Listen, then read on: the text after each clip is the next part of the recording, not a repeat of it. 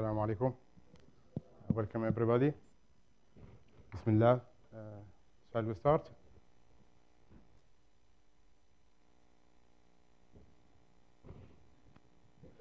Sami, I was supposed to give some introduction. اتفضلي. Assalamu alaikum, everybody. Good evening, ladies and gentlemen, and thank you for coming again and again to attend HIPA lectures. We would like to welcome Sami Al-Alawi. He's an old friend and very famous astrophotographer, and if you need anything regarding galaxy and star chasing and stars photography, he's the one here. He knows all locations and he knows all details in this field. That's why he is here. Thank you for coming. Thanks a lot. We will have, as usual, 3 hours, and there will be a break for prayer if you wish. For gents, you can break in the ground floor. There is a prayer room, and for ladies, there is a prayer room exactly next to the reception. You don't forget, please, to take your certificates after finishing the lecture, and please, there will be a surprise. I will announce this. For people who attended today the lecture, we will have a practical workshop on Thursday. Wow, yes, welcome. Please check in outside after taking your certificates. Tell them if you wish to attend this practical workshop or not.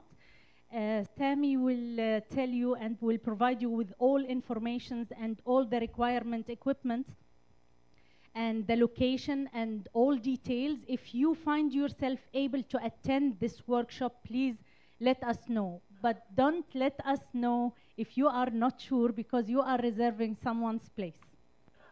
Okay? Thank you very much and enjoy the lecture. So as you heard, there will be adventure in the coming few days.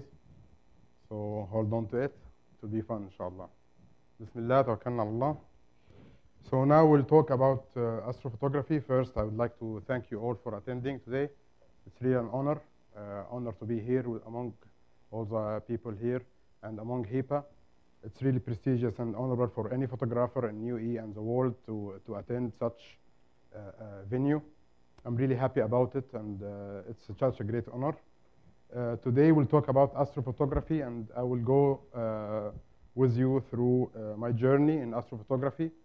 I came to know that some of you need some Arabic explanation. Maybe we'll put some Arabic explanation, but it will be limited because I can see also non-speaking Arabic. So whoever not speaking Arabic, can you please raise your hand? Or only understand? So it's around 40%. So I'll try to make it as much as I can understandable. Assalamu alaikum, everybody. So today we'll talk about astrophotography. Astrophotography is a field, a passion of mine, and hopefully after this lecture it will be passion of lots of people. It's a world full of magic, and subhanallah, it's full of miracles of God creation. The good thing about it, it's all real. There is nothing fake about it. So this is the good thing about it. So we'll go through together this journey, and I hope you will like it. About myself, as a start, I belong to those 3 red places. As you can see, I'm originally descended from Syria. My grandfathers and fathers are from Syria. I was born and lived all my life in Egypt. I am Egyptian, half Egyptian. And my third home is UAE. I've been here since 15 years. And I do believe that home is where you belong. Home is where you feel safe and you have your family. So home is not limited to your passport. It's limited to where you have your passion and your wife and family and friends and kids. This is your home. I've been around photography for almost like 10 years. I've been blessed with many prizes and awards, humbles. Here I'll go through quickly some of the awards I have. Some of them are local and some of them are international.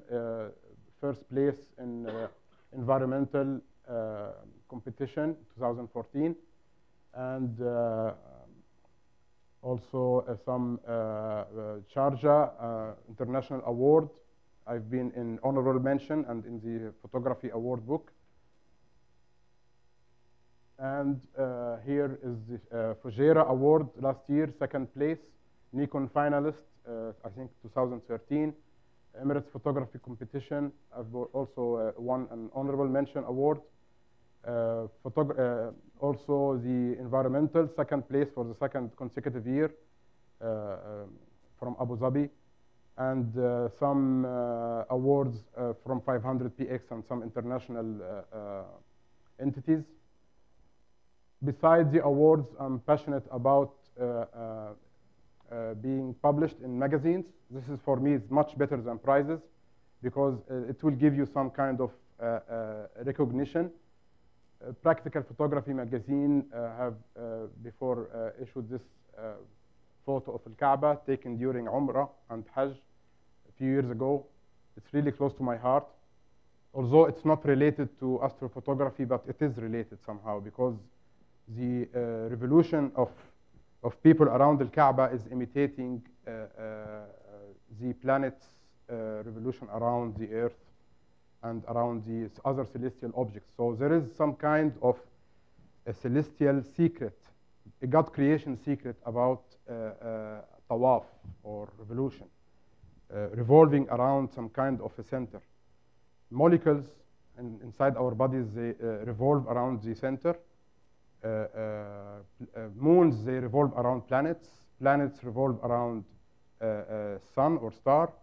The star and the solar system, for example, revolve around a certain path, and all go through a certain path revolving around each other. So it's not our topic, but when you are there, you will feel what I'm talking about.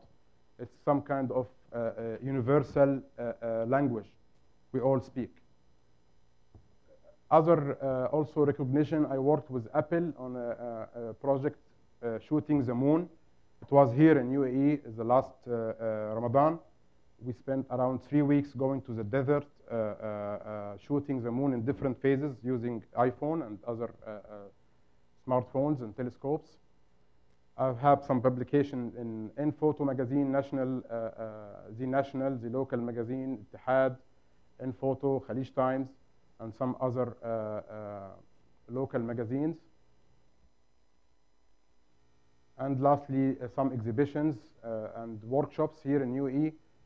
International Astronomy Day. There was Islamic Art Festival, and I was blessed with the presence of Sheikh Sharjah ruler.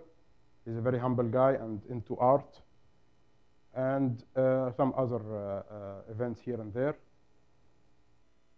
And those are the clients or entities that I have been blessed with working with. So I hope this will grow, and everybody will be blessed with such recognition.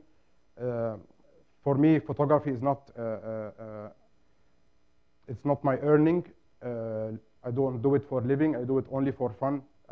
Originally, I'm a construction planning manager in the construction project management field. It's a tough business. I have some colleagues here, and they know what I'm talking about. It's a really tough business. So photography for us is a way out. I'll just go back into years and years when I was young, and I'll tell you about a dream I had. This dream, I used to live in Cairo, in far edges of Cairo. And it was somehow a dark place in that area in the 70s or 80s, in the end of 70s, early 80s. And we used to lie down with my colleagues and friends on the grass and stargaze and look at the stars and dream about flying among those stars and catching those stars. And it was really a dream I had in my childhood. It was really a blessed dream. It was a حلم. حلمي كان ان انا اطير وسط النجوم والسحاب.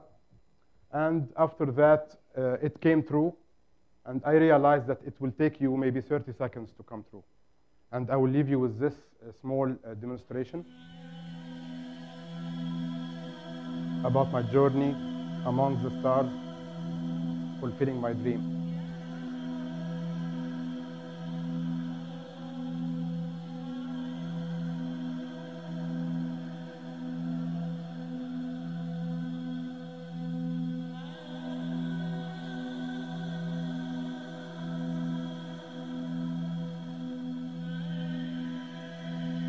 Most of those shots are taken in UAE and Egypt,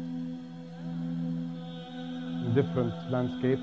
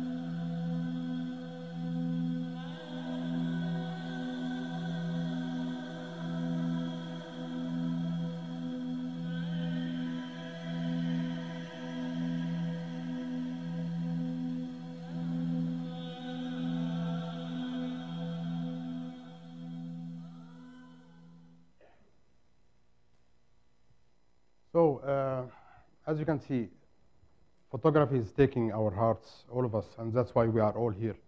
I guess photography is, the question is why photography? And I think everybody here is having a different answer, but all in the end having one answer. It's a way out for all of us. Photography, it's a way out of life stresses.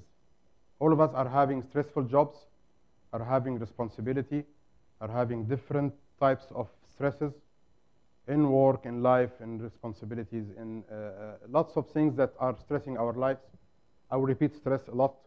And photography is a way out of all of this. It's enough for you to take one day per month, or maybe even 2 days per month, and it will recharge your battery, and you will go back to your work energized, you will go back to your family energized, and it will benefit everybody. So in my opinion, photography is one of the best ways to recreate and have fun. And it's having a message. There is a message always behind photography, and we will talk about some stories and other things. Now, why astrophotography precisely? Astrophotography, it's a mix of different things. It's involving more than photography, it's involving adventure. In astrophotography, you go adventurous. You go as if you are going for camping. You plan for such camp. You go among the mountains, rivers, wadis, deserts. So I think also here in UAE, we go off-road a lot, and we go camping a lot, and we put our tent and have fun about it. So astrophotography is always dealing with such things. Takhim, wala النار, Shai Karak, and you go and with this issue. It also deals with gadgets, so everybody here who's a freak about gadgets and technologies, it fulfills a lot of resemblance about these gadgets. You deal with your smartphone, your laptop, your tablet, you have applications, smartphones, softwares on the PC. You deal with lots of gadgets. So if you are a gadget man, you will love it. It's really into such terms. It's also having a bit of risk, and this risk is sometimes is fun. There's a lot, and I think most of you knows about the desert and the risk behind the desert. There's a lot of risks here and there, and this will actually give you a bit of excitement about it, that you are not just sitting in your comfort zone doing a simple task. You are doing a very hard task. It requires you to be attention. It requires that you will plan properly for such, take all the safety precautions. We will talk a lot about safety today because it's a very important thing to know, not because we are going to this trip in a few days, but if you plan to do something like this, you have to be well aware about safety. Here, locals in UAE, they know about this. They have been raised in such environment, and they know exactly how to deal with such risks. And they can, it's very easy for them once you get familiar with. It's becoming very, very easy to deal with. So astrophotography, it's concerning lots of things. This question means a lot to me. Why astrophotography? I do a lot of types of photography. Cityscape, we are in Dubai. Everybody likes cityscape. It's something you cannot ignore. Landscapes, it's very nice to have landscapes, but the good thing about astrophotography, it's a mix of landscape and nightscape. So it's a genre of landscape photography. Now, we'll go deeper slowly. What is astrophotography? Astrophotography is simply a mix of two words, astronomy and photography. So this is simply the definition of astrophotography. It doesn't require lots of talks about it. Astrophotography, it's photographing any astronomical object. Either it's mixed with landscapes or objects, or it's on its own. And we'll go through the types of astrophotography in the coming slides. The first and the most easiest type of astrophotography is the solar system, planets, moons, and the sun. I guess a lot of us have tried this once before. You photograph the major companions of Earth. We are lucky, subhanallah, by having the moon a major companion for us in the Earth. You cannot imagine this, but when you go out in the desert and you see the light of the moon, and you see how the moon always is accompanying you, and you will feel it's family. Everybody likes looking at the moon. Nobody can get bored of the moon. I presume everybody among you can never get bored of looking at the moon. You see this scene for how many times per month since you were born. We are all fascinated by this moon revolving around the Earth. And what adds beauty to it, it's having different phases. SubhanAllah, it's timing, revolving, having different shapes and phases. I hope you are coping up with me in the language. I'm sorry, but I'm trying to make everybody. So what adds fun to the issue is that we have some special events in the moon and the sun. And I will go through quickly some events that happened in the past years. We all heard about the supermoon. It's now being very famous, a major propaganda about the supermoon. What I actually want to say is that it's happening every month. It's not something very unique. Maybe it's a marketing issue that people are saying, yeah, supermoon, let's go for it. But it's happening every month. You have the moon rotating around the Earth in elliptical path. So sometimes it's close to Earth and sometimes it's far away from Earth. So every month we see the moon getting closer and getting farther a little bit. So it's either supermoon, apogee, or perigee. It's having only around a few thousand kilometers far away from Earth, but it does make resemblance. So if you can see here that during the supermoon and the smaller moon, if I can say it, there is a bit difference, like 10% or 20% about the size of the moon. You can notice it actually in some times. And there is the moon eclipses. In Dubai here we had, also every year there is moon eclipse, but it depends on your location. In Dubai, we had major eclipses in the last period. In 2011, there was a partial moon eclipse I was lucky to capture. I was just starting into this astronomy issue. If we go back a little bit, in 2006, there was a sun eclipse, and this was captured by a very small Nikon point-and-shoot camera in Egypt more than 12 years ago. And one of the major events that I'm really passionate about is the transit of Venus in front of the sun. This dot here is planet Venus. It's transiting in front, exactly in front of, between Earth and the sun. It doesn't happen, most likely it's happening every 110 years, I think. I was really very was blessed with the taking such photos, and what added more fun to it, the passage of this flight.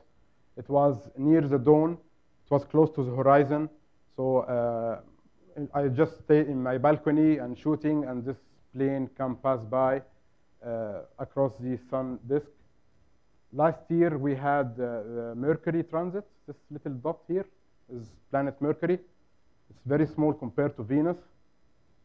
So there is the super moon from last year, and there is the conjunction of planets. There's a lot of activities you can capture with your camera, and it's fun. You can teach your kids to do this. It's really fun to do. Solar system astrophotography is straightforward. We'll talk about it a little bit, but most of this presentation or lecture today is about wide field, which is the next type of astrophotography. Wide field is capturing celestial objects, night objects with landscapes. You use usually a wide angle lens to capture such beauty. You will need lots of preparation. You will need lots of basics and knowledge. We'll go through in details in the next couple hours about such a genre. And as you can notice, most of my work is dealing with this type of photography. What I like about it is the creativity and the different landscapes mixing with such celestial objects. We are really lucky in UAE to have many dark places. And we are lucky also because our location in the hemisphere is having exposure to the Milky Way maybe a lot better than other countries all over the world. So we are really lucky to have such opportunity here. And I think it's becoming very famous lately. And that's why we are starting to have more and more interference in such beautiful and lovely genre of photography. There are other types related to wide field like star trail, time lapses. It's subsidiary, but it's revolving around the same. The last or third one of the major ones is the deep sky astrophotography. And let me give you an example. This is just a wide field photo from the previous type. This is what usually a wide field photography. You cannot see something significant about it unless it's a beautiful scene of a tree and some stars above it.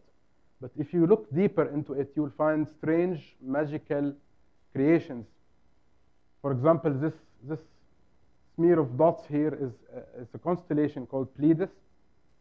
They used to call it in Greek times Seven Sisters. You will find Orion. It was yet to arise at that day. Orion, it's a beautiful winter object in the winter sky, and we will be lucky to capture Orion in the next workshop, inshallah. We will go through details about capturing such constellation. This smear here is Andromeda galaxy. It's the closest galaxy to our Milky Way galaxy. So as you can see, there's a lot of difference between this and that. And you will get to see, when you go deeper and deeper and deeper, you will see lots of magic, and you will not believe your eyes that such things really exist up there without any kind of, let's say, Photoshop or faking it out. It's real. It's there. All you have to do is to just look deeper and deeper, and you will be amazed about God creations, and you will realize how tiny you are. And subhanallah, it's things that you cannot describe in words. You have to see it by your own eyes. in order to feel it and sense it. So let's go deeper into the process of astrophotography. And as I told you, it's mainly focused about wide field. I'll just go there and see if this will work from the other side. So the process of astrophotography.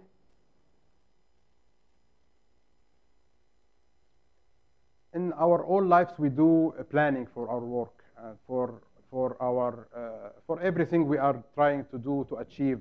From the moment you wake up in the morning, you do planning.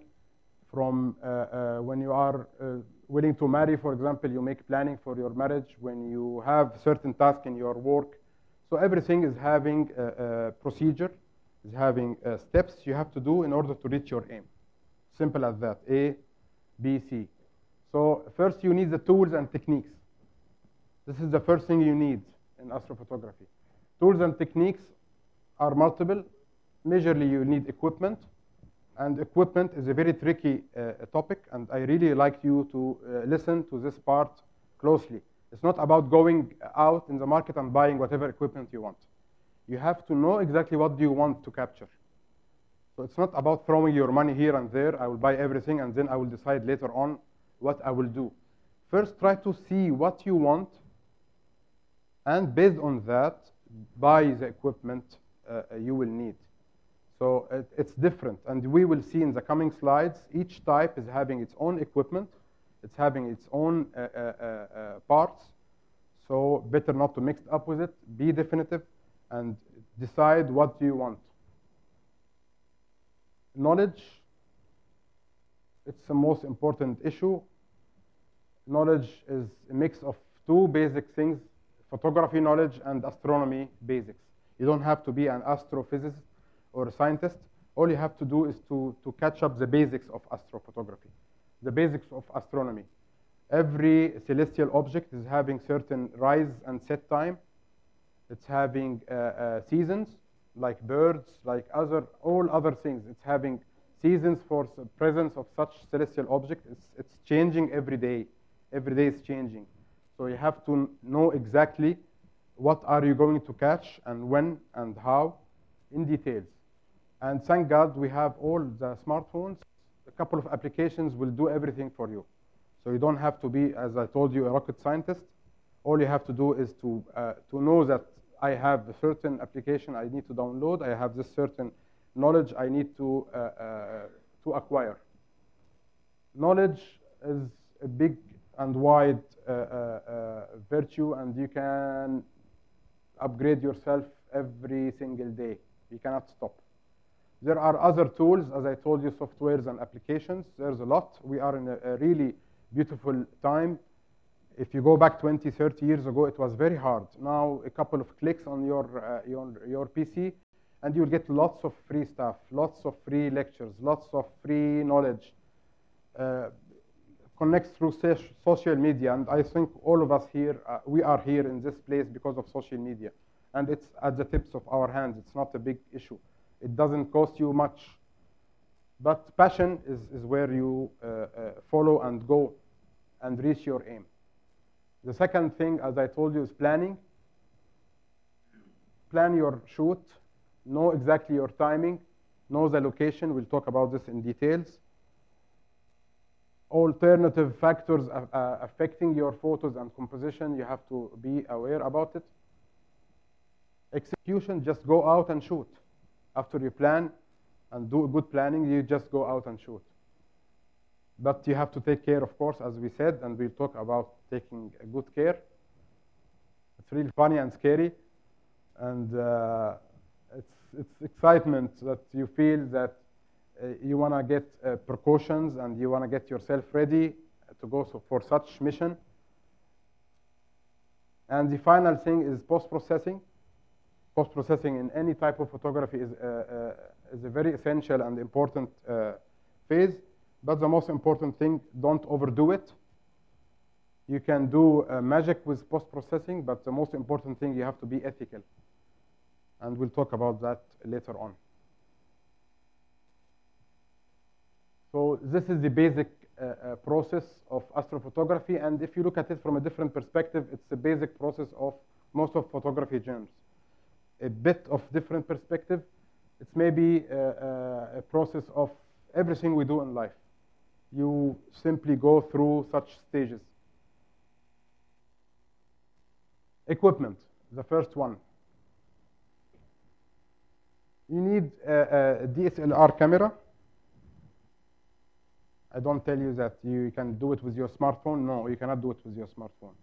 You need a bit of sophistication. You need a good camera, not any type of camera. Better to have a full frame camera, of course, but some of the recent models of crop sensor cameras are doing lots of good things, like the D500. It doesn't have to be those exact models, but those are my favorite ones. I have myself the D800 and the D850, and I tried a lot the D800A. It's specialized in astrophotography, a bit of modification here and there. The second thing, and this is only for wide-angle photography, as I told you, you need a wide focal length, 24 or wider. So you go 12 mm, 14 mm, 8 mm. It will give you very good results in astrophotography. And of course, you need a fast lens, 2.8 or faster. So you have 2.0, you have 1.4, there's a lot. The problem, it's expensive always to have lenses like this, but it pays off when you see the results. At the same time, if you don't have the opportunity to get such fast lenses, the recent cameras are having very good ISO, so you can compensate a little bit between having a 3.5 aperture lens and using it for astrophotography. Maybe 4 years back, you cannot do it properly. You will get a very noisy and grainy image. Now, the recent cameras, most of it, all of it, are having a perfect ISO, and it's getting, you can notice that ISO is evolving a lot faster than before, because it's in demand for lots of photography types. For nature photography, it's a must, ISO. Whoever like to picture the birds or so, you need a very good ISO performance. For events, for portraits, and astrophotography, of course, it's a big must for any type of astrophotography. Besides the camera and the lens, you will need accessories. Tripod. Of course, a tripod is a must because you are dealing with long exposures. So without a tripod, you cannot do it. There's a bit of trials to do some Milky Way shots handheld. This only to explain or to show you how the cameras are evolving, but you still need a tripod, and it doesn't have to be a sophisticated tripod. All you need is a good sturdy tripod, not also a cheap one, because a cheap one will shake and will wobble, and it will do also, it will affect your results. You need a tripod that you can trust. I always prefer to use a small tripod. I always like to go low key. Always like, you will see me lying on the floor, closer to the foreground. And sometimes you need to go higher to capture a wider foreground, like lakes or certain specific landscapes. There's a lot of brands for tripods. The second most important accessory is a shutter release, although you can still use your timer in the camera, which is a built-in feature, but shutter release can allow you to go longer than the basic native 30 seconds exposure most of the cameras use. Now, let's talk about a little bit of fun. You are planning for a trip, so you need some precautions and extra equipment. You need extra batteries, because you will do lots of long exposures. Batteries will drain fast, and you are maybe 3-4 hours away from home, so you need to be well prepared. Sometimes we had incidents. After we go there, we discover that it's not charged, and it's a pity. But you have to be prepared with backup batteries. There's a lot of solutions now. We can put dummy batteries. There's a lot of issues. We can talk about it later on. You need a red flashlight. And let me tell you about the flashlight, why it's red. If you know, while we were kids, we used to come closer to the mirror and put a hand on our eyes, and then, I don't know, I used to do it when I was young, and to watch my eyes open and close, the aperture of the eye. So it's fun to see, and the camera is the same. The red flashlight will not affect this aperture. When you go in the desert, and especially at night, and you stay for more than 2-3 minutes without any lights, even your smartphone, you will start seeing things you cannot imagine that it's showing up like this. Your eyes will start to widen. The aperture will start to widen. Once you open your mobile, or somebody beside you open a flashlight, it will go back from scratch. Again, you'll have to stay for 2, 3, 4 minutes until your eyes are opening again. It's something in the anatomy of the eye itself. SubhanAllah, it's a piece of miracle. But you will start seeing things differently after 5 minutes, for example. So a red flashlight is a must, so you will not disturb your own vision, and you will not disturb the other companions beside you who are enjoying the scene or taking photographs or whatever. So a red flashlight is a very important thing. Power banks you need. Proper clothing is very important. I always wear long sleeves, long trousers or pants, socks and shoes. Don't put on things like that. Better, although it's more comfortable, but you have to be well equipped with such clothes to stay on the safe side as much as you can. And I will show you some examples about the things that can pop up and emerge between the rocks or here and there. I don't want to scare you, but at least be careful. Just, I want to deliver the message. Some people, I talk to them about this, some type of dangers, and they get really scared and nervous about it. Don't be nervous about it.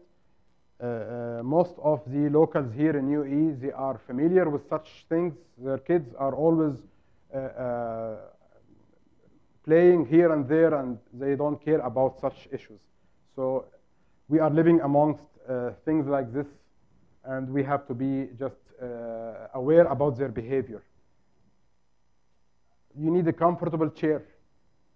You will be sitting for hours, and your knees will start to hurt, and your back will be very, very itchy. I used to have back pains for days and days and days. My knee got really affected by staying a lot in that position with the camera. So it's better always to have a chair with you, especially the small chairs that you can have it in a low angle. You need water and snacks.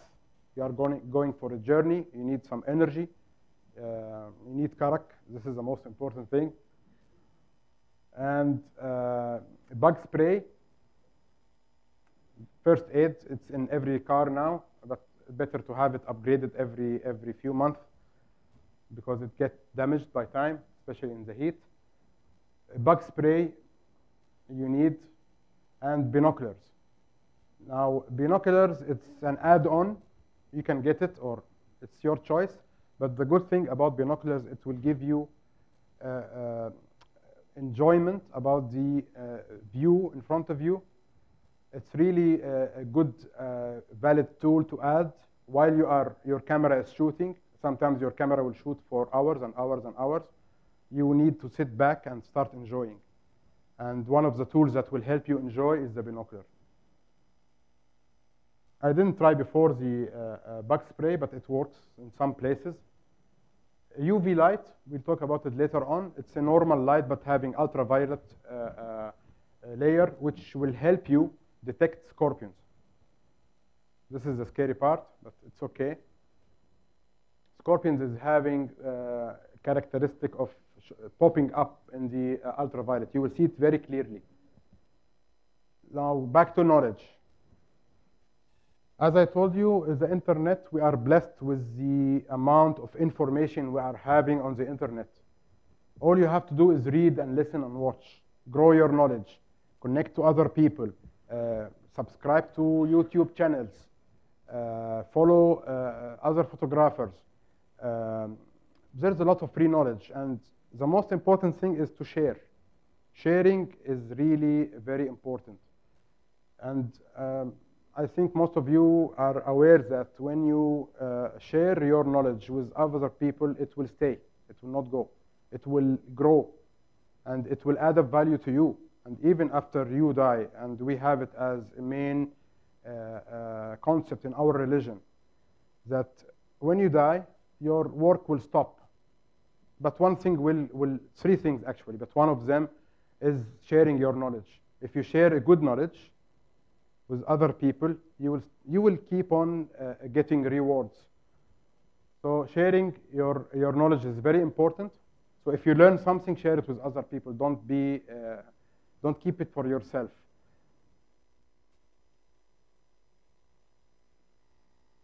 Technically, the main concept about astrophotography, as we said, is long exposure. And the basic long exposure concept is just open your shutter so the sensor can collect more and more light and information and data. And long exposure photography is always eye candy. Even in landscapes, in cityscapes, long exposure increase the contrast, increase the details, increase the sharpness, and always opens the gates for lots of fun. And you add up filters, and it's really, really fun, the long exposure, sophisticated one. In astrophotography, it's a must, but it's having limitations. And this limitation is coming from Earth rotation. As you know, that I guess you saw before that the stars are moving. It's never stopping. And actually what moves is the Earth itself. It's not the stars. Everything is moving, but relatively the movement effect is coming from the Earth's rotation. And cameras can catch such trail, and it can be annoying, or it can be something you need to acquire in your image. So star trail, for example, it depends basically on trails. But if you want to pinpoint sharp photos, you have to expose at the right exposure.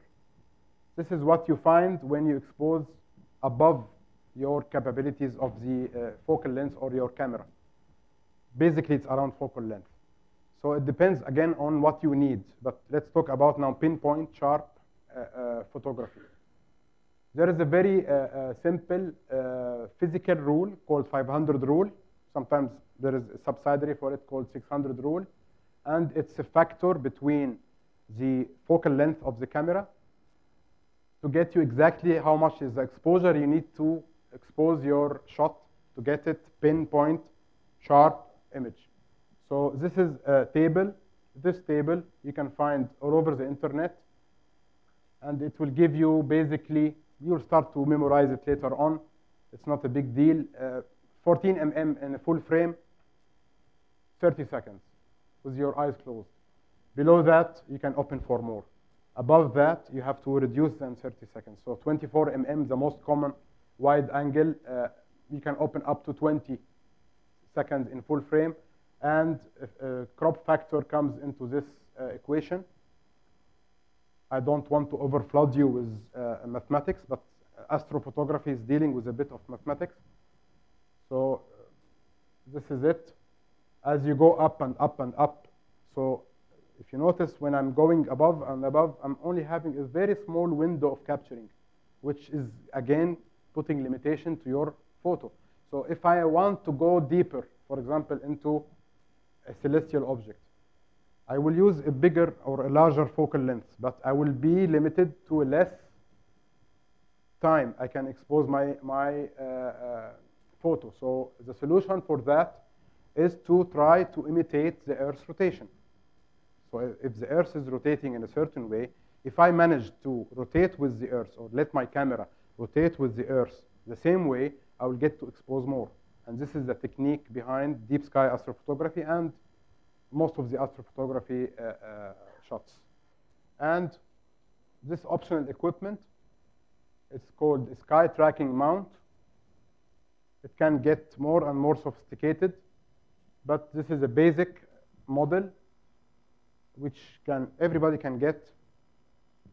It's not very expensive. And it's having a very simple concept.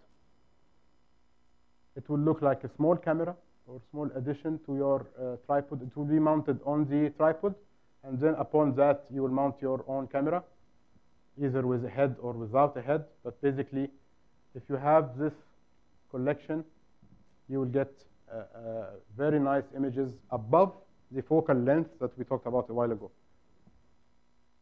The basic knowledge behind this piece of equipment is rotation of the Earth. There is a miracle in everything you see in astrophotography, and the miracle here is Polaris. Subhanallah, Earth's rotation is inclined in a certain angle, axial tilt, and this center of rotation is always pointed out at Polaris. Polaris is النجم القطبي, نجم الشمال.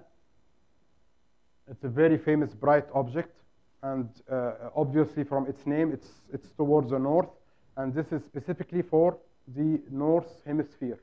The south hemisphere is having different methodology, but let's talk about where we belong. The Polaris Star, you can find it between Ursa Minor and Ursa Major. It's part of this constellation, and it's always pointed out in the north with a bit, I think, of 25 degrees.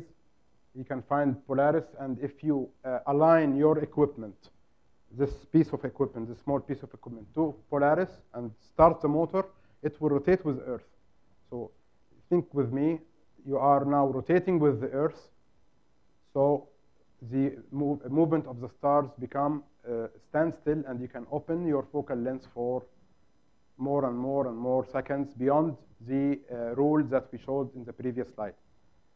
There are other considerations, but this is basically the concept behind it. And we all saw such a photo before, or a resemblance of everything revolving around Polaris. So the scientific explanation about that is the rotation center axis is directly, not 100%, but almost 95 or 98% around Polaris.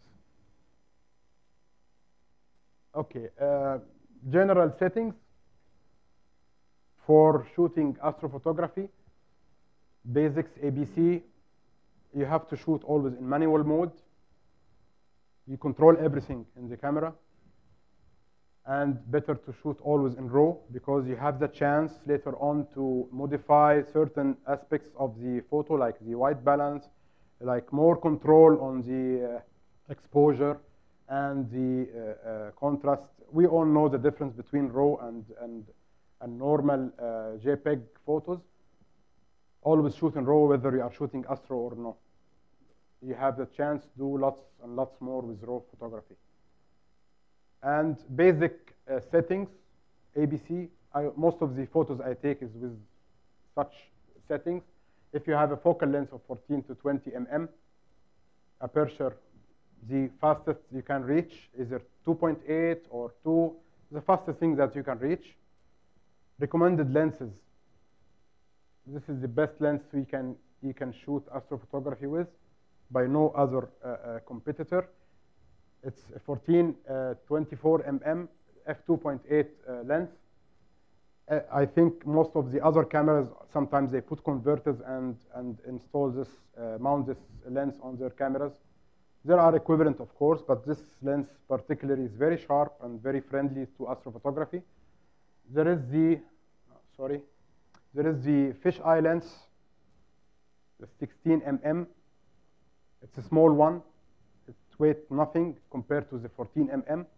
It's having drawbacks in sharpness, but it's very good to its size. It's very good if you are traveling long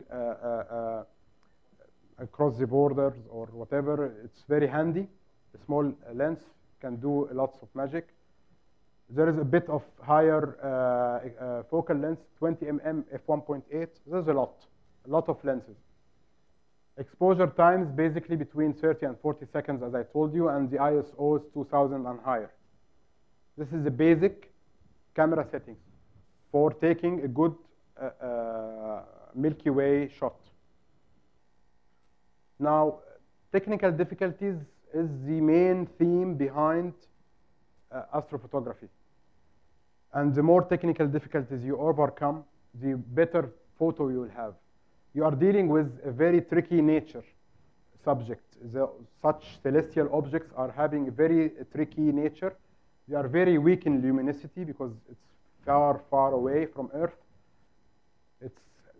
There is a subject movement, as we said a while ago. It's either the Earth or the celestial object itself. And in case of the moon and the sun, it's not only the Earth rotation, it's the celestial object itself is moving. And dynamic range is also a tricky part, because sometimes when you shoot a certain celestial object, you will have different dynamic range. A very bright spot beside a very faint spot. This faint spot is having lots of details. You want to see it, and you want your shot to have such details in all its beauty.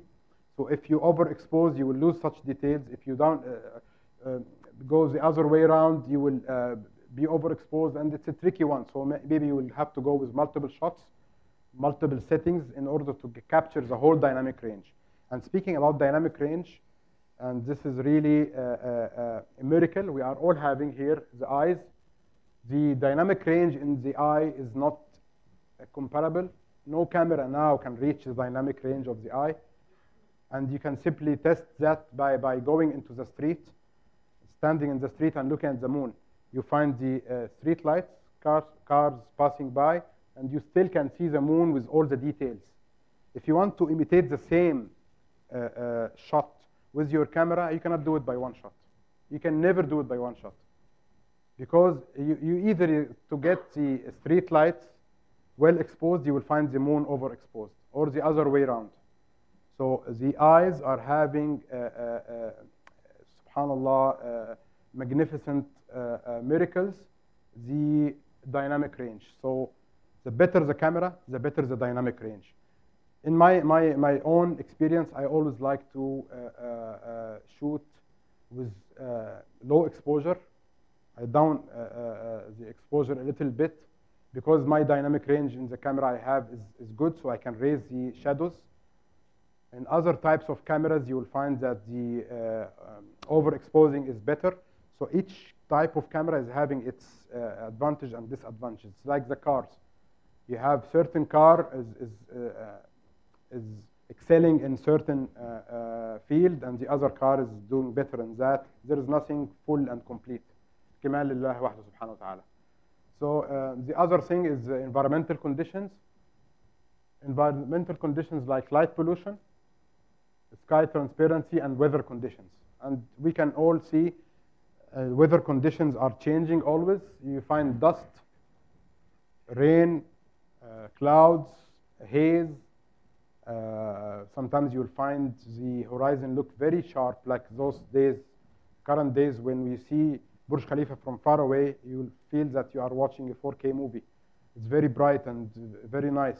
We don't usually see this, but directly after rain, you will find clean weather. It's very nice, pleasant weather. Light pollution is a very nasty issue for astrophotography. Light pollution is simply coming from city lights. So the more civilized cities are, the more the disadvantage you will have about such celestial objects. So it's always fun to live in busy cities, but you are missing a lot of things. You are missing the beauty about the night skies, and I will show you some example about the light pollution and how tremendously it can change details you are seeing. If you are not well familiar with deserts and things like this, you will see things for the first time of your life and you will be amazed.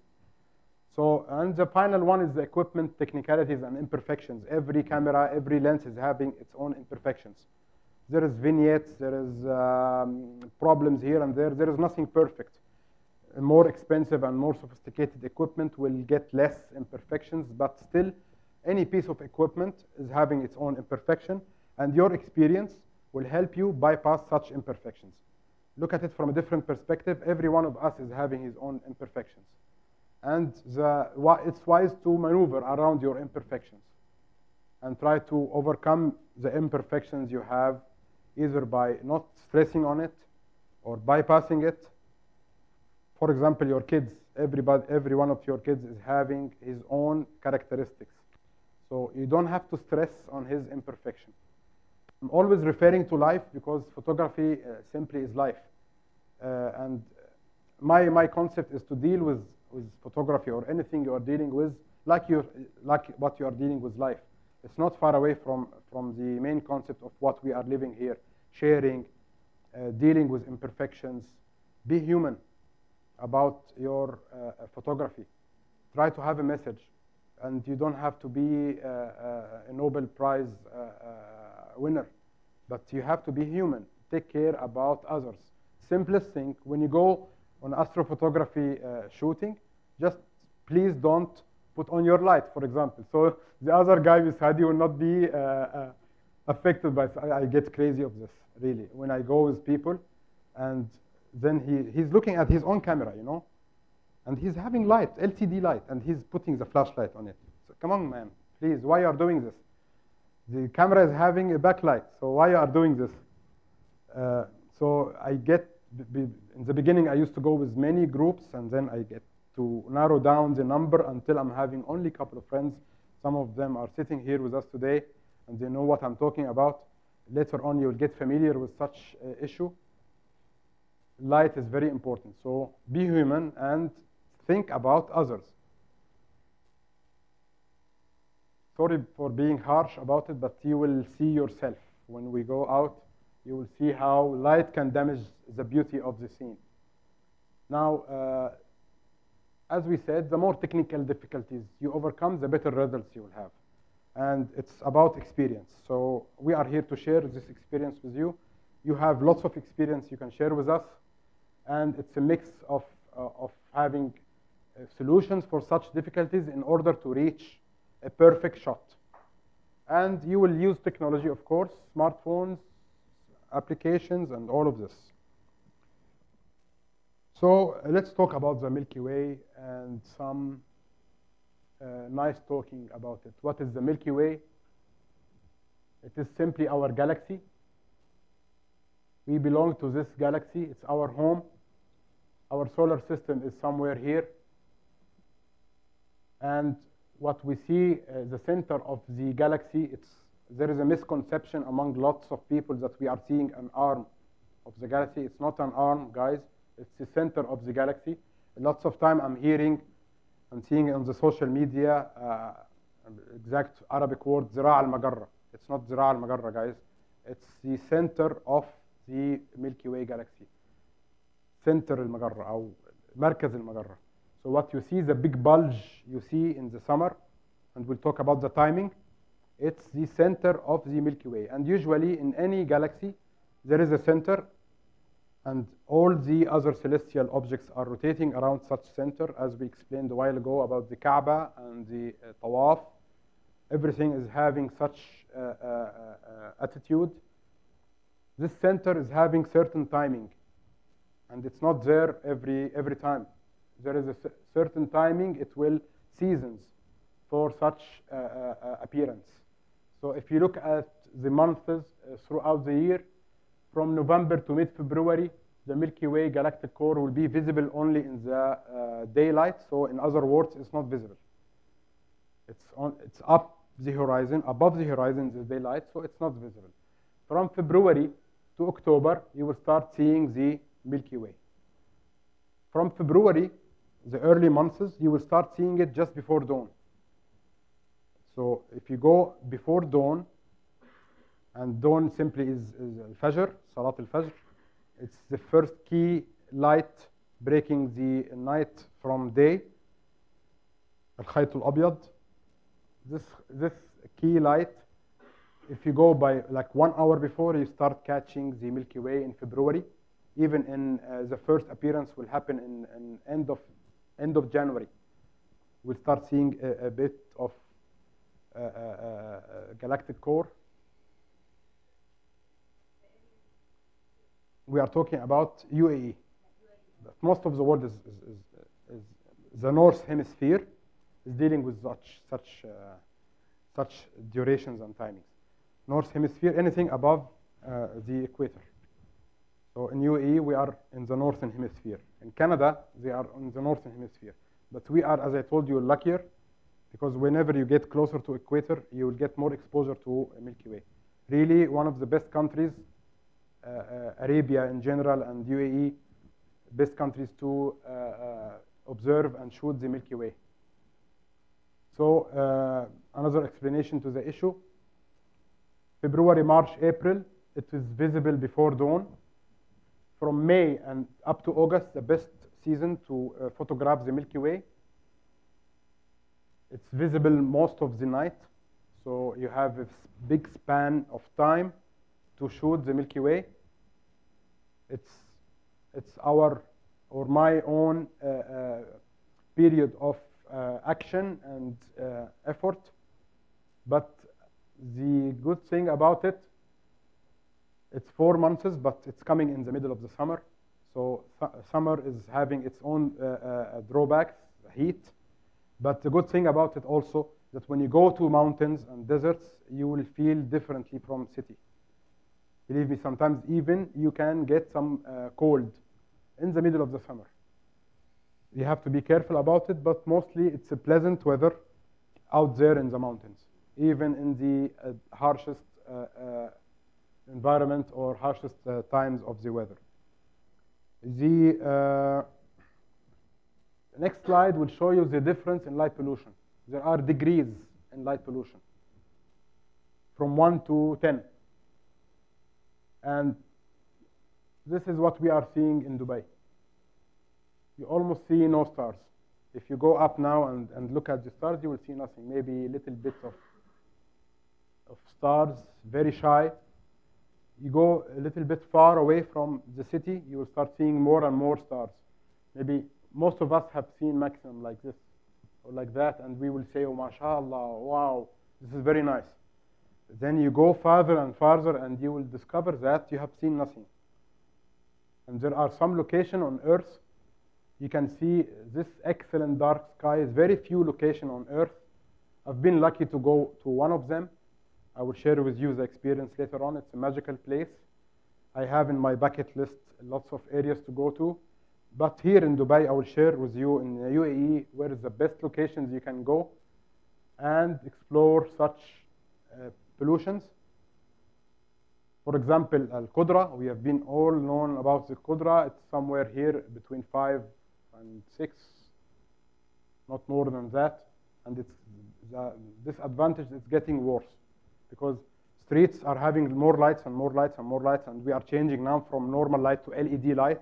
LED is more environmental friendly in terms of electricity and heat, but in terms of light pollution, it's worse. And there are lots of satellite images for Europe. When they shifted from normal to LED, it's getting worse. So the guys, astrophotographers and the guys like us are really mad about it because it's really ruining lots of things. Now this is UAE at night, and this is how it looks like from satellites. This is a true image, and you can access this by going to this location. And later on I can share with you the exact links for such knowledge-based links. You can see that the bright areas of Abu Dhabi and Dubai, it's really very, very, very bright. And you go away from such cities, you will find darkness. For example, this is Al Ain, Abu Dhabi. The in-between area is very nice. Lots of astrophotographers, they go to this area. If you are more adventurous, you will go down close to the empty quarter. Best place you can go, but it's having drawbacks. You don't have lots of foregrounds and possibilities of having different compositions. So you have to balance it. For me, I like to go somewhere here, but I will talk specifically about locations. You will get to know the best locations in the UAE, but this is a general idea about the dark areas and the locations. Now, we are lucky because the Milky Way is coming from the south.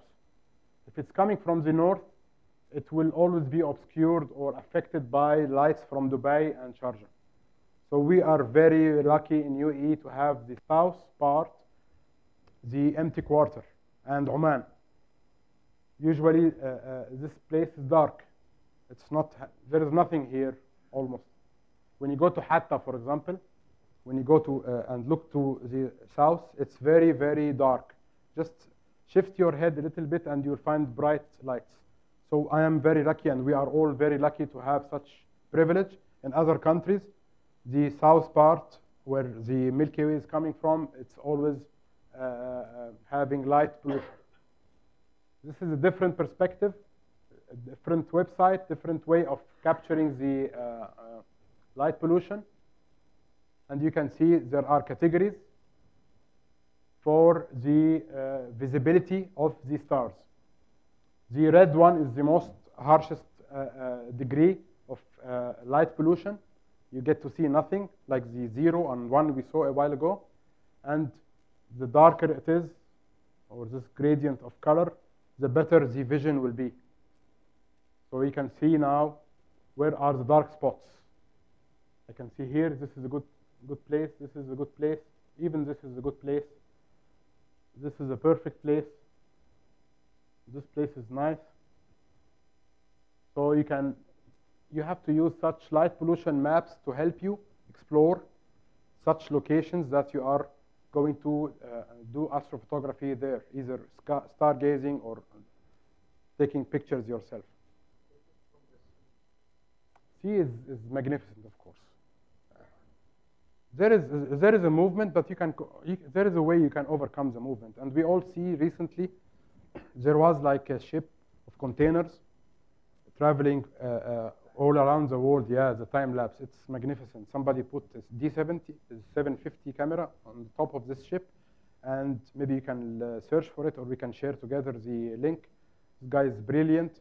He took a time lapse throughout the whole journey of like 3 months, showing the Milky Way and lots of action. It was really nice. Maybe I'll try to share it with everybody, or we can see the possibilities of doing this. Do you want to have the break for? Okay, let's go pray, guys, and go back again and resume our journey. I hope you are happy so far. Okay, let's go.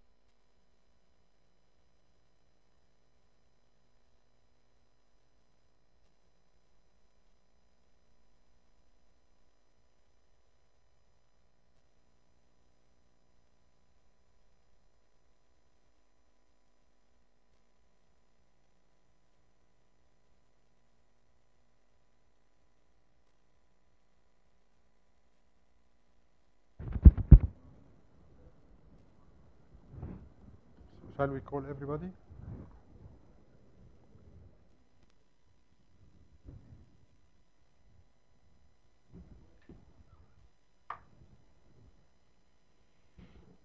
خلينا نبلش لأنه اللي جاي أكتر من اللي راح ف we can start because what's the coming part is longer and I'd like to take my time in doing it because it's really fun. We'll go through some stories. So let's say Bismillah.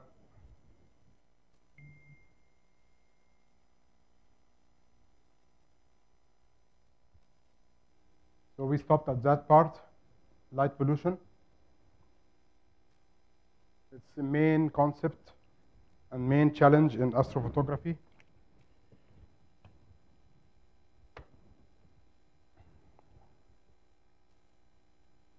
So as we explained, the light pollution in the cities and reaching a certain destination where you can properly expose for your photos. And you will notice the difference once you reach there. It's tremendous difference. I remember like a long time ago, beside the childhood memories and lying on the grass with my friends, we had an incident. We were going to somewhere in Egypt called Sharm el-Sheikh, and place is far away from Cairo. And we traveled through with the car. I was with my friend. And in the middle of the road, we turned off the light of the car, and I was really amazed, me and my friend. We switched off the car, and we went out, and we kept on looking at the sky as if we have never seen it before. It was really an unforgettable moment, subhanAllah. It's like magic. Now, second important, very, very important aspect in photographing the Milky Way is the moon. Although the moon is beautiful, it's our companion and all of this that we talked about, it's the biggest enemy for the Milky Way because it's closer to Earth and its illumination reflected from the sun will wash out a lot of stars. So the moon, you can still see the Milky Way when the moon is there, but it's different, totally different perspective. It's different at all when you have a zero moon night, dark night. And going back to Islamic months, Ashur al-Arabiya, it's all based on the moon. So the best timing to go for Milky Way is the end and the start of each of the Arabic months. بداية أو نهاية الشهر العربي. So for example, this is just an example of a moon calendar. You can see that this is the zero moon illumination day, and this is the first day of the Arabic month, and so on. So the best times to shoot the Milky Way is 3-4 days ahead and 3-4 days behind such day, and of course the best day is this day. So when you plan for shooting the Milky Way, you have to know about the moon phase. So you get a chance of, like, if you look at it from a different perspective, you have one chance per month because we all have weekends. So you will have every month one weekend which can accommodate one of those days. So either Thursday will come here or Friday or whatever. So this is a very important factor in planning your shoot for astrophotography and the Milky Way. The other important issue is weather. You have to know what type of weather prediction you will have. In the end, it's something we can never predict 100%, but we can get means of knowing better picture about what will happen. Subhanallah, in the end, it's in the hand of God totally. Suddenly you'll find the weather change. Many times I have planned myself for a shoot, and it was perfectly clear, and in few minutes, it will totally change. And you cannot imagine how it will change. It will shift dramatically in few minutes. And one time, I traveled from Dubai up to the end of the road in just before the empty quarter, like 3-hour drive. And the moment we reached there, it was perfect. Stars are perfect. I just get my equipment out of the car, and I looked. A blanket of haze just covered everything above me, and we were really helpless. We can do nothing about but to just sit and wait if it will go or it will. In the end, there are means to predict or to help you forecast. The best one is the local Ministry of Presidential Affairs are having this website and application. You can find it on smartphones. It will give you a minute-by-minute forecast about the weather from a live weather stations in the UAE. There is an application and website called Clear Outside. It looks tedious, but it's very informative. You'll find lots of information in it regarding the clouds cover, the different types of clouds. There are low clouds, medium clouds, and there are even high clouds that when you look at the sky, you will think that it's clear, but sometimes there are very high clouds. You cannot see it with your own eyes. You will see it later on in the images. You will find it a bit hazy, or you will find the stars a bit shiny, or there is a different science and perspective about it. The fog cover, humidity, lots of information are there in this Clear Outside. I think it's a free application, but the website is free. Another one is Windy. It's an application and website also which can give you we are talking about more sophisticated forecasts. We are not talking about the application, the native application of iPhone or Android that will give you animated clouds. And so we are talking about a more sophisticated kind of forecast. So the other ones are okay, but it's not as sophisticated as this one.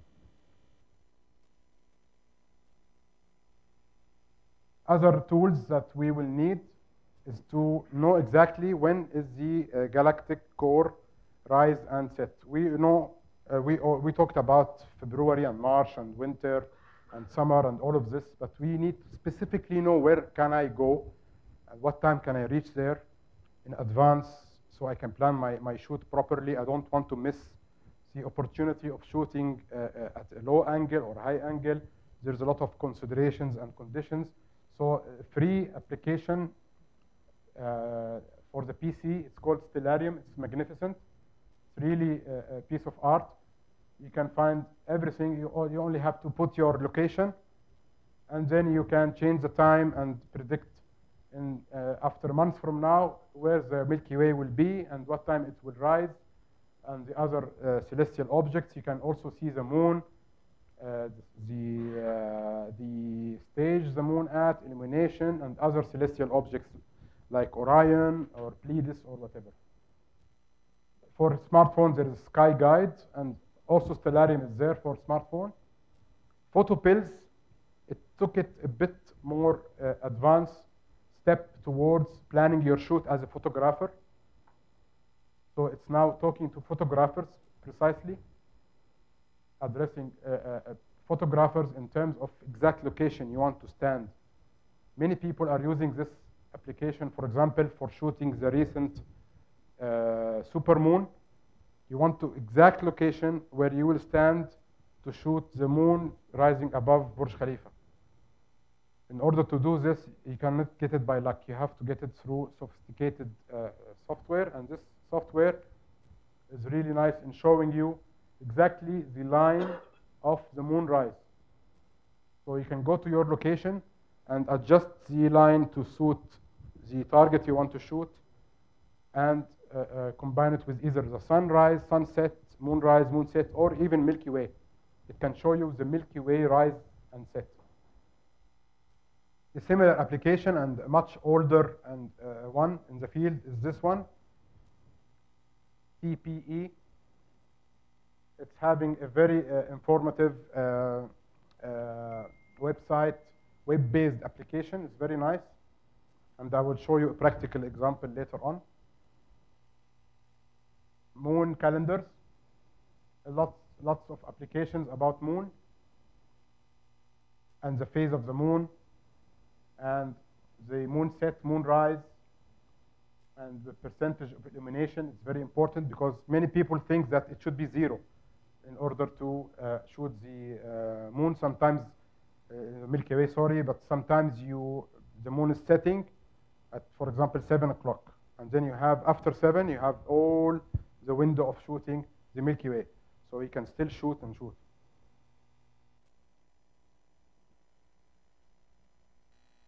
Now I'm developing my own application. I hope I can make it soon. All of the applications I talked about are having drawbacks. It cannot give you the full plan, a full calendar of shooting the Milky Way. I want to put on my wall a full plan of the Milky Way rise and set, exactly what time it will rise in intersection with the moon. The other applications will give you a specific day, but it will not give you a full picture about every single day and the relation between the galactic core rise and the other factors. And there is a very simple formula here, and it's most of the time it's related to the prayer timings. In Islam, prayer timings is always an astronomical event, so it's not haphazard. The dawn, as I told you before, is the first break of light. So this is the announcement of start of prayer of Fajr. Of course, we know that the sunset prayer, al-Maghrib, is related to the sunset. Al-Isha, it's opposite of al-Fajr. It's the disappearance of every single rays of light. And in between, you will find the blue hour. So it's all revolving around astronomy. And it's really nice to interlace and try to find the relationship between different aspects of your life. And one of them is prayer. All of us are praying in his own way, and it's related to the astronomy in some cases. Moonrise and percent of illumination. I'm still developing this, but I'm still looking for a better programming technique to do it in a simple way and a free way on the iPhone. Hopefully, I will manage to do it, inshallah. Now let's talk about the fun part, stories, and the photos having stories in it, the stories behind the photos, and the significance and the resemblance of why your photos should have a story. And I guess it's not that complicated. Any photo, it's having a story. Whether you are shooting a normal scene, you feel that it's not having any story behind, but even if you look at it from a different perspective and you choose a correct title for such photo, you will get a story for it. Believe me. It's just try to reflect your feeling when you took that photo and name it. A child smiling, a car passing by. It can be a simple one, but there could be a story behind it. So I'll start with a photo that I really love. It's having a special piece of memory. This is called Through the Gates, and it is shot in near the empty quarter between Abu Dhabi and Al Ain in a place called Al Quwa or Razin. There are many names for such place. It's a beautiful place. Light pollution there is at a degree of 7, 8. It's very good in terms of light pollution. It's having its drawbacks that there is no there are no foregrounds for your shooting, but there is a very significant road, a lonely road there at this area, and at a specific time of the year, it will be centered around the full arc of the Milky Way, and specifically in March, April. In other times, it will shift. So this road, picking up a certain location in this road to achieve such result, and this result is not coming from a single shoot. I will explain to you how many shots were involved, but first there are I was blessed with some recognitions about this photo. It was published in Nikon Photography magazine. It was chosen by Microsoft as a background for for Windows 10. It was chosen as an editor choice in 500px, and it was honorable mention in 2014 Sharjah Award for Arabic photograph. I was really blessed with recognition I got from this photo, and it was an effort that paid up and paid later on. So whatever effort you invest in photo, it will not go in vain. It will come up somehow. It will get back to you somehow. So let us talk about this photo. As you can see, it's a panorama of different photographs taken with a 14mm lens, D800 Nikon camera. And as you can see, it's 1, 2, 3, 4, 5, 6, 7 by 2, like 14 photos, in order to get the full arc of the Milky Way in one single shot. Later on, such shots were blended together in a panorama stitcher. It's in vertical orientation. You can take it also in... Yeah, the first row above is to take the main arc of the Milky Way, as you can see. And the lower part of the panorama is to take the foreground, the road, basically. In panorama, using vertical orientation is sometimes much better because you get to cover a big span of Earth and sky at the same time. So depending on your focal length, if you have a focal length of 14, you can get it with one row.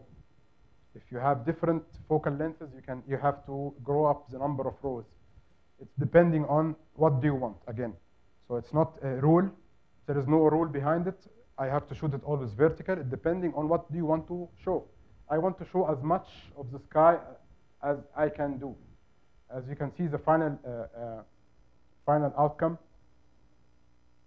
I will not say the golden rule, but it is the third, 1/3 is the foreground, and the 2/3 is for the main subject, which is the Milky Way. Through the gates, you can imagine that the Milky Way is forming, this arc is forming a gate, and you're passing through such gate, riding this road, going to such destination. It's really, I love it. I love the concept of traveling through such place, and my dream is to go there somewhere. Inshallah, it will happen someday. So this is the story behind such photo. Look, panorama plate will bring you better results, of course. But at that time, I didn't have such equipment, and proper orientation and proper leveling can do good. Even if it's not 100% accurate, the blending can be done in the Photoshop or other software, and you can do your final touch to correct any kind of error. So always there are errors. Using a panorama plate or using a panoramic head can help you reduce such errors. But you can do it with any tripod, with any head. You don't have to get a sophisticated, expensive one to reach such issue. Now, this photo, it's taken in August, like 3 years ago, and it was the middle of the summer. It was very, very hot, a very hot week in August 2014, if I can remember. And suddenly, out of the blue, like one heavy rain came. It's like a blessing for everybody. Everybody was really happy about this rain, which came in a timing which is not actually a rain time. I remember this week, and I went out to Al Shawka mountain to explore and try to shoot the Milky Way there. I know this spot, and I've been planning to go to such spot, but I didn't plan at all to have water in it. It all came like a blessing to me.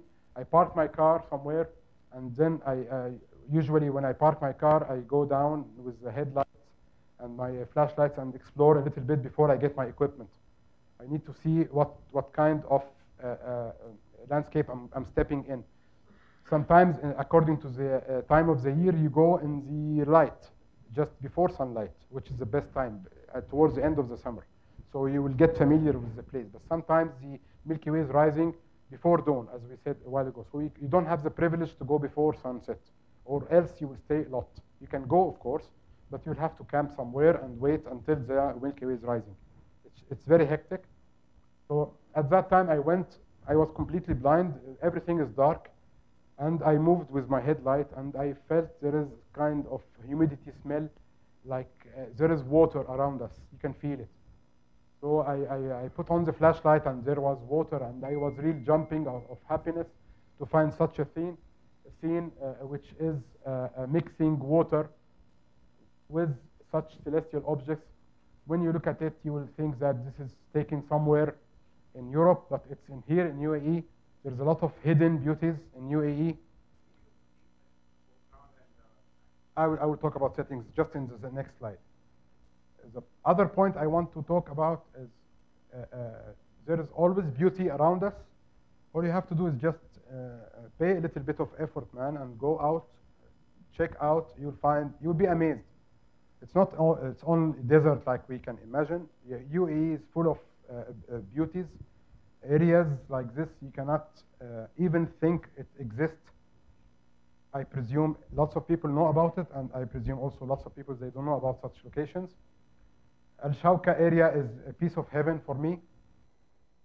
And talking about technicalities, this is the foreground. As you can see, it's 5 vertical photos taking with a 12 mm fisheye. 30 seconds, ISO is set to 800. Sometimes I use a low ISO specifically for foreground to get better clarity or better low noise foreground shot like this.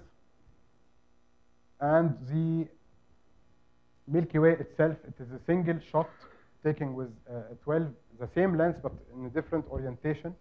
And I used here a star tracker, exposed it to around a minute with ISO 800. So that's why the Milky Way is very crisp, clear, with low noise. So it's a mix of 6 photos, panorama. If you multiplied the amount of time taken to take such a photo, a number of photos, minutes, and the hours you drive to reach such place, sometimes you take only one single photo where you feel that you achieved your goal, and that's it for you. You go back and you start resuming your life, you process it, and you will get amazed by the end result. It's really funny that such places, it's beautiful, but it's having its own dangers. Before I go into this slide, I will tell you a story about this location. One time I went there, and it was not full of water. It was in dry time. And as I told you, I always like to explore. So I parked my car, I went down, I put the headlight, and I just opened the headlight and pointed towards the trees.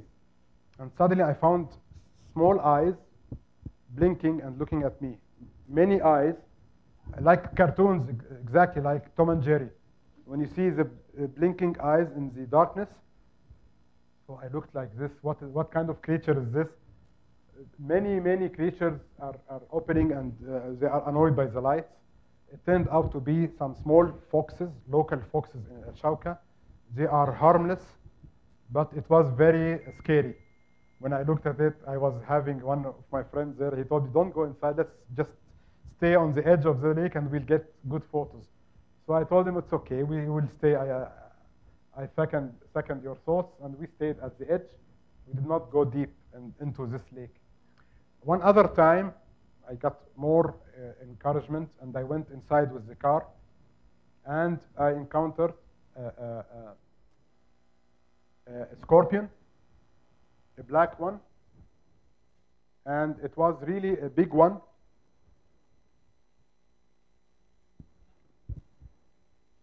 So this scorpion, I was shooting, and suddenly I have a feeling to look down between my tripod, and I found, I don't know if you can see it. It is here. It's a huge one.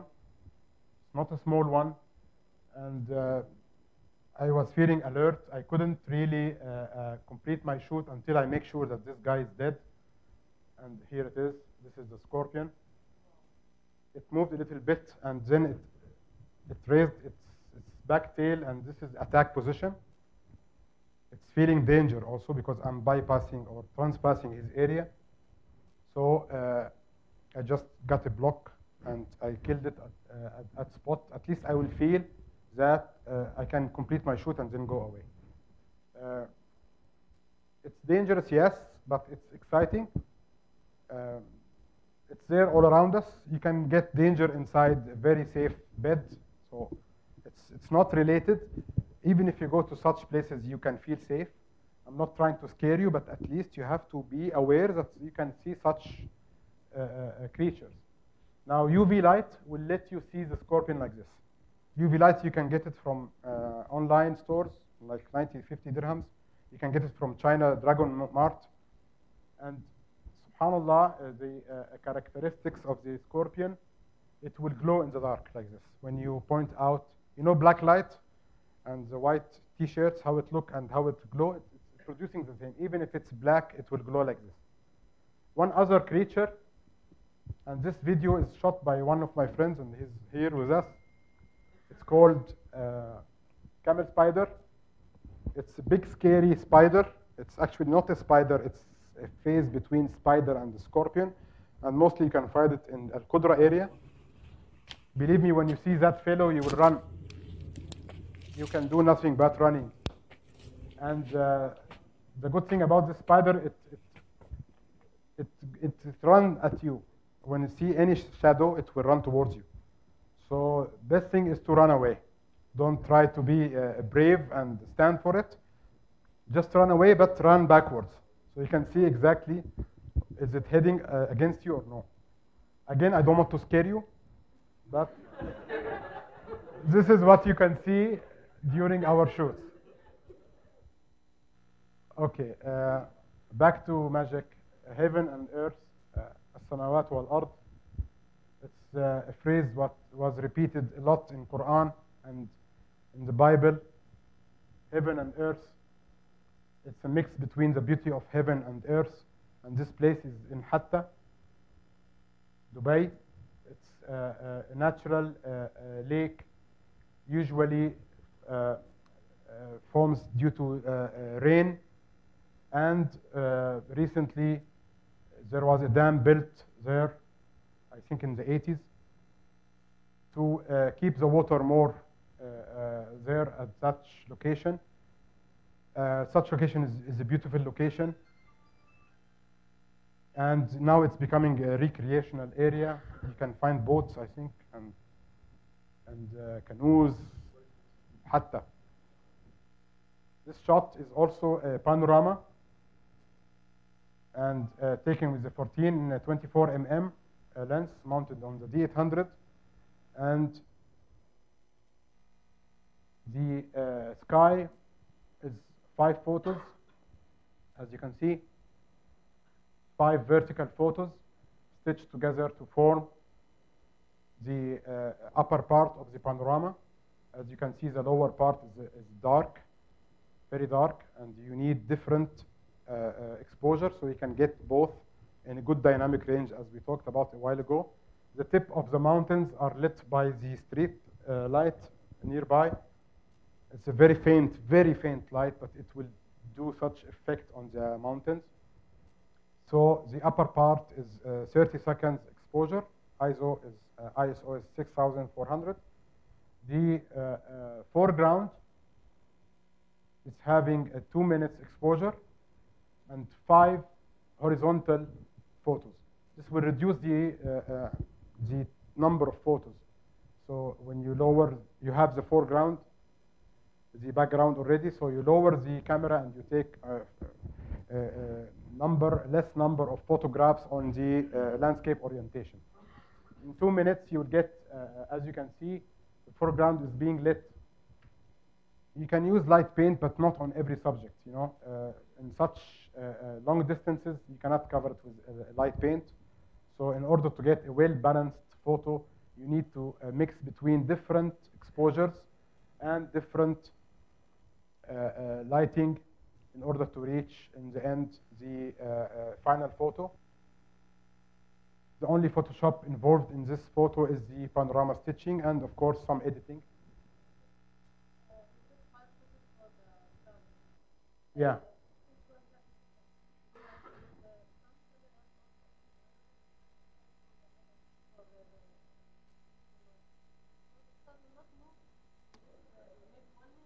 Again, it depends on, I got your point now. As you can see that the Milky Way already shifted a little bit from this photo to this photo. There is like 2 minutes or 3 minutes difference, but it's not a huge difference. So it will be stitched without a problem.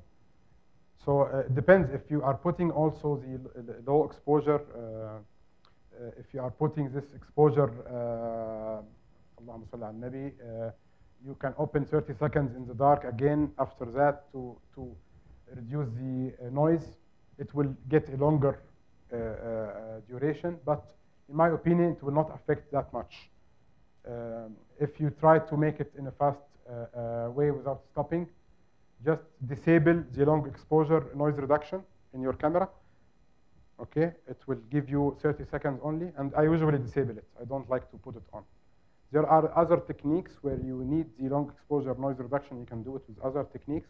We'll talk about it later on, but in such result, you don't need it that much. A bit of noise, actually, sometimes it's beautiful. It's not that bad. You don't have to have a crisp, clear photo. Sometimes noise is good. Before that, if you go back to film cameras, they used to put intentionally a high ISO film to get the noisy and grainy effect. They used to have it as a beautiful effect, to take portraits with this such high ASA, as I call it before. So, and the final picture. This is a behind-the-scene photo.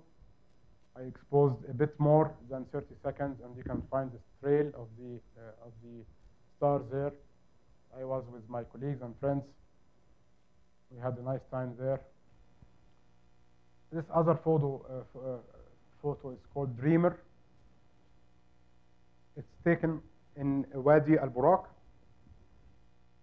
Al-Buraq is a creature in Islamic history. It's a very significant creature. It's like a mythical animal, but it's a truly existing animal, one of its own. And this Al-Buraq, I don't know what is the significance between naming such location Al-Buraq and Al-Buraq itself, but it's a beautiful name, and it reflects the beauty about this place. It's a very remote location. This is actually Oman. Those mountains are in Oman, and this is the last bit in UAE towards Oman. You can see actually the borders from there. At that time, I went with a couple of friends, a colleague, a photographer, he's my friend, and his brother-in-law. And we parked our car there, and we jumped above the small fence here, and we moved all the way here. And then we jumped from the dam and went down. And the moment we stepped on this ground, I saw a black snake moving away and running like this. So I told the guys, out of honesty, guys, there is a snake, a big one here. So at once they said, let's go home, let's go back. I said, okay, let's go home. But I have devilish thoughts. I told them, okay, let's stay only for half a minute. Only 30 seconds. I'll take one shot and then we'll go. Then we decided that this guy will scout our legs and we will take the shot and go. Then the first 30 seconds went. I told him, okay, one more minute. And minute after minute, we stayed up to the dawn. You get familiar with the location. You get brave as you stay because you don't want to miss this magic. And while this guy was scouting, he forgot about his scouting and he started enjoying the scene. And I was taking a panorama and I thought to myself, this is a perfect shot to shoot this guy having a really nice time, enjoying it, and it was not staged. He was really enjoying his time. This shot particularly, it was a 360 shot I took. I cannot show you the 360 here, but I can show you a small video with the 360. But this particular frame is only 6 vertical photos. The 360 photo is in the other way around, 6 more, and it will look something like this. It's supposed to be moving now. As you can see, 360, mixing between 360 and astrophotography is really nice. And specifically, if you have the VR goggles, you will get amazed. You can live again your experience by taking some 360 photos. Although now we are having lots of cameras doing 360, but it's not yet to the accuracy and resolution of getting such photos. So better to stitch it from a DSLR camera. You'll get the best result. If you want to get much more sophisticated cameras, you have to pay a lot, like $10,000 and $20,000 to get one shot 360, which does not require all of this. You can get it with your own camera, depending on your focal length, and you can multiply by a certain number of photos. Best lens for such 360 is the fisheye lens. There is a recently introduced 8 to 15 mm lens by Nikon. There is a 12 mm by other brands. There's a lot of brands. You can get a fisheye and you can start doing 360. There is a specific workflow for the 360 not far away from this, but it's a bit different topic from ours today.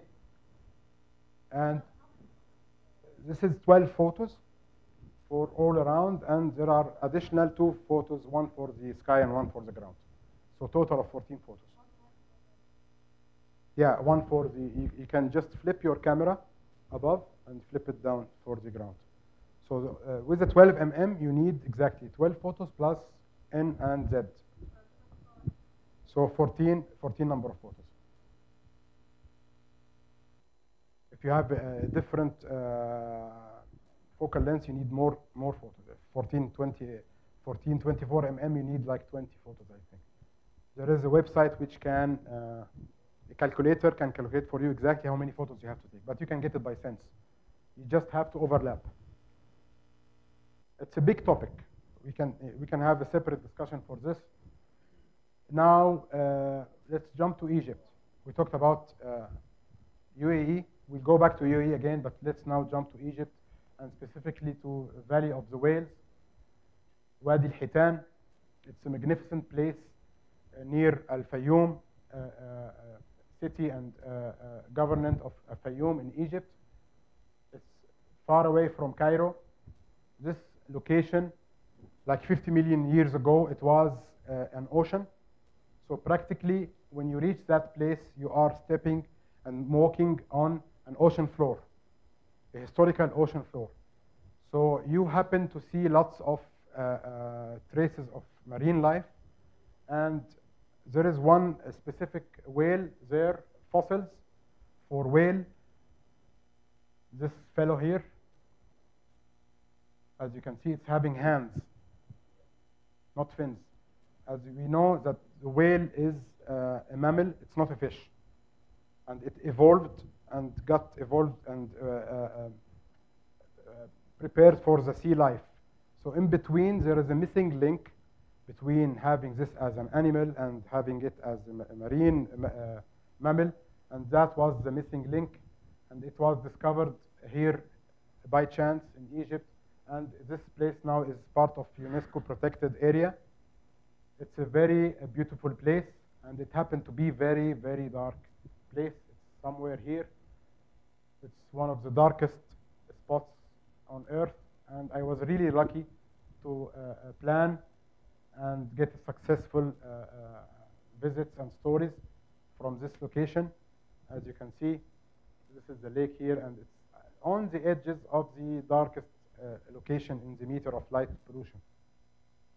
So this place, I will talk about it a little bit. We planned the trip from Dubai here, and I went to Egypt. From Cairo, it took us around 3 hours, 210 kilometers southwest of Cairo, deep into the Western Sahara, on the west side of the River Nile. And then from that, You will go off-road, practically in the middle of nowhere. You have to be well acquainted with one of the locals there with you, with proper cars. And we went on this journey for 2 consecutive years with my brother, who happened to be a photographer also. He's my main inspiration, my elder brother. He got me into photography a long time ago, and I owe it to him. Samir, my friend and my brother.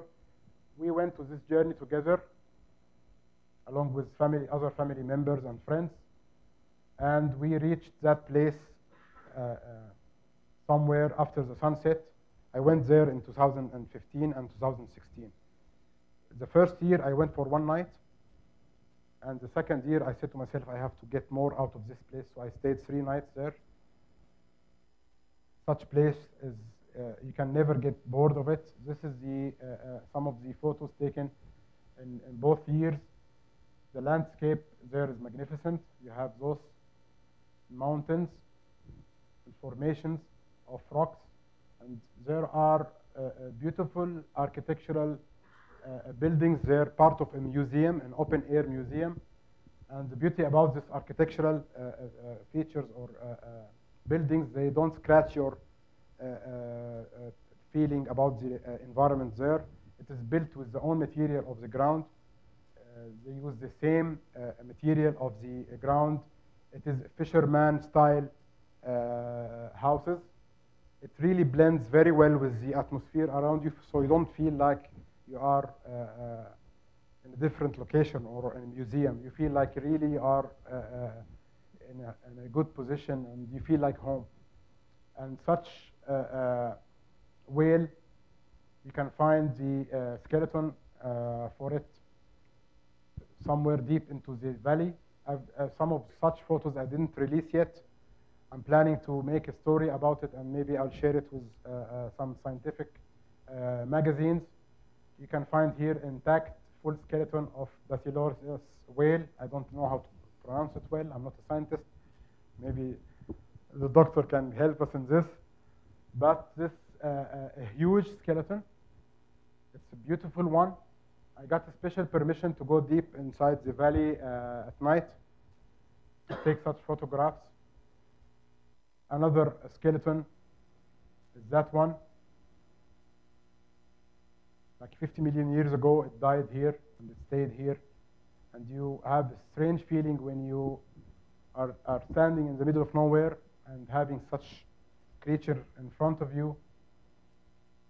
It's really peaceful and a mix between scary feelings and beautiful feelings, magical feelings, mixed emotions you'll find there, but it's really very inspiring. That was before the sunset. Second year, as I told you, I stayed for 3 nights because I wanted to enjoy the area more. So the first night and the second night, I shot everything I could. And the third night, I just stayed and watched the stars. I didn't touch my camera. The drawback of having to shoot with your camera every time, you miss enjoying the view. You are behind your camera. And you start enjoying only when you go back home and you look at the photos. Oh my God, that was a very good night. But you didn't enjoy it at the same moment. So always give yourself a break. Try to think outside the box and leave this camera aside and try to enjoy the scene. Try to sit down and relax and enjoy it and really feel how beautiful the surroundings are. That was the atmosphere there. It's really magical moments I can never forget. This fellow here is a small fox, and I have a very funny story with that guy. I had sacks of Nescafe in a small bag, and we put like a sleeping bag, and I put the sacks of Nescafe and coffee just behind me. Those type of foxes, they are living in this area peacefully, and they are not, familiar with people. They are very, very delicate creatures, and they get very frightened. At the same time, they are very nasty, So this guy, he ate some of the Nescafe and he get over hyper. The first time for him to have coffee, you know, and he kept on fighting with his colleagues and attacking them, bullying them, and it was disastrous, you know. And he kept revolving very actively, and I felt that I'm going to be a reason to kill this guy because maybe he didn't try coffee before. Usually what they do, they stay up the night, they eat with you, and then just before dawn by 2 hours, they go back in the mountain and sleep. And this guy here, he stayed awake until sunrise, and you know, as if he's telling me, I need more of this substance, man, I like it. So it was really a nice experience, and he didn't get me to sleep at all that night. So Wadi al-Hitan, Nescafe, all in one. All in one Nescafe with sugar and milk. And now another place called it's near Wadi al-Hitan, Al-Munfarida mountain. As you can see, this location, it's a mountain in the middle of a flat land. It's really, in Arabic word, Al-Munfarida, it means on its own or solitude. So locals, they call it Al-Munfarida. It's close to Wadi Hitan, not far away from it, like 20, 30 kilometers from it. And this is how it looked like. And there is a very sad story behind such a mountain. Like in World War II, there was, as you all know, the whole world was fighting together. Germans, British, everybody was fighting. And German pilots reached Egypt. And there was one pilot who maybe lost his way and his plane crashed somewhere here in this mountain. And of course, he was in the middle of nowhere. He was wounded. And he stayed for a couple of nights. And then later on, he died. And I can imagine his feelings, wounded and staying there, helpless. He can't do anything. He's there alone totally by himself. And he carved his name on the wall. I saw his remains there, and out of respect, I didn't take a photo of the remains. And there was a very good move from the locals there in Al-Fayoum. They made like a funeral for the body, a re-funeral again for the body, and they buried it. But weather conditions always get the bones again surfaced. It was really a very sad story, but the funny part of it, the plane was all sold out as scrap. So you cannot find any trace of the plane. But the locals are very friendly there, and they, as I told you, made a funeral for this poor guy. In this location, there was one single tree, strangely there, in the middle of nowhere, only one tree, and only one mountain, as if it's like a monument for this soul of this guy. It's really a touchy story. I was really touched with this story, and I call this photo Solitude. And it's dedicated for this pilot who lost his life, maybe for nothing, but he lost it. And this is where it laid down. So this photo is a panorama of 3 photos taken in a landscape mode. I made such stitching using a free software called ICE, Microsoft ICE, and there is another software I will show you now in the next slide, which can do the same result. This panorama of 30 photos, ISO is set to 4000. In this location, it's very, very dark. You need a very high ISO. You can see nothing there. The sky is much brighter than the foreground. So if you put it on 2000 or 1000 or 3000, you cannot see the foreground properly. And again, if you want to light paint, it will requires lots of sophisticated lights in order to cover the whole landscape, and you will not be able to cover it all. So high ISO will get you better foreground. Here is a simple video of processing such with the whole workflow process of this this photo. Oh, it's not working.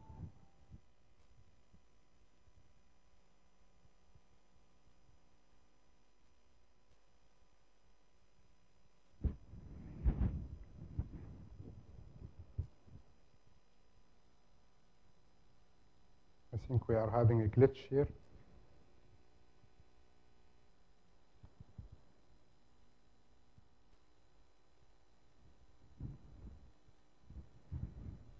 Let's try again.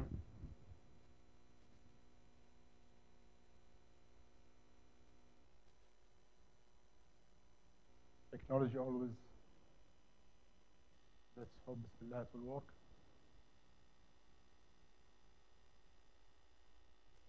Okay, it's not working, but usually those 3 photos were first edited in Photoshop. And the next step, I always do raw editing. Camera raw editor is always the best shortcut for doing raws. I always use the gradient filter, so you can mix between different temperatures for the foreground and the background. Usually the sky will have a bit cooler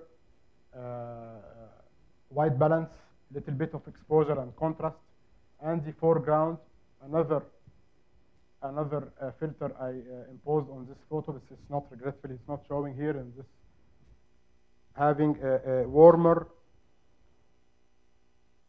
ground, and then after that it is shifted into the stitching software.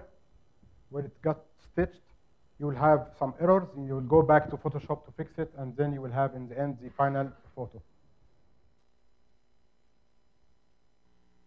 Another photo is this one. It's a 360, a part of a 360 photo. As you can see, the whole arc of the Milky Way can be shown. Me and my colleagues and my friends there on this lonely mountain.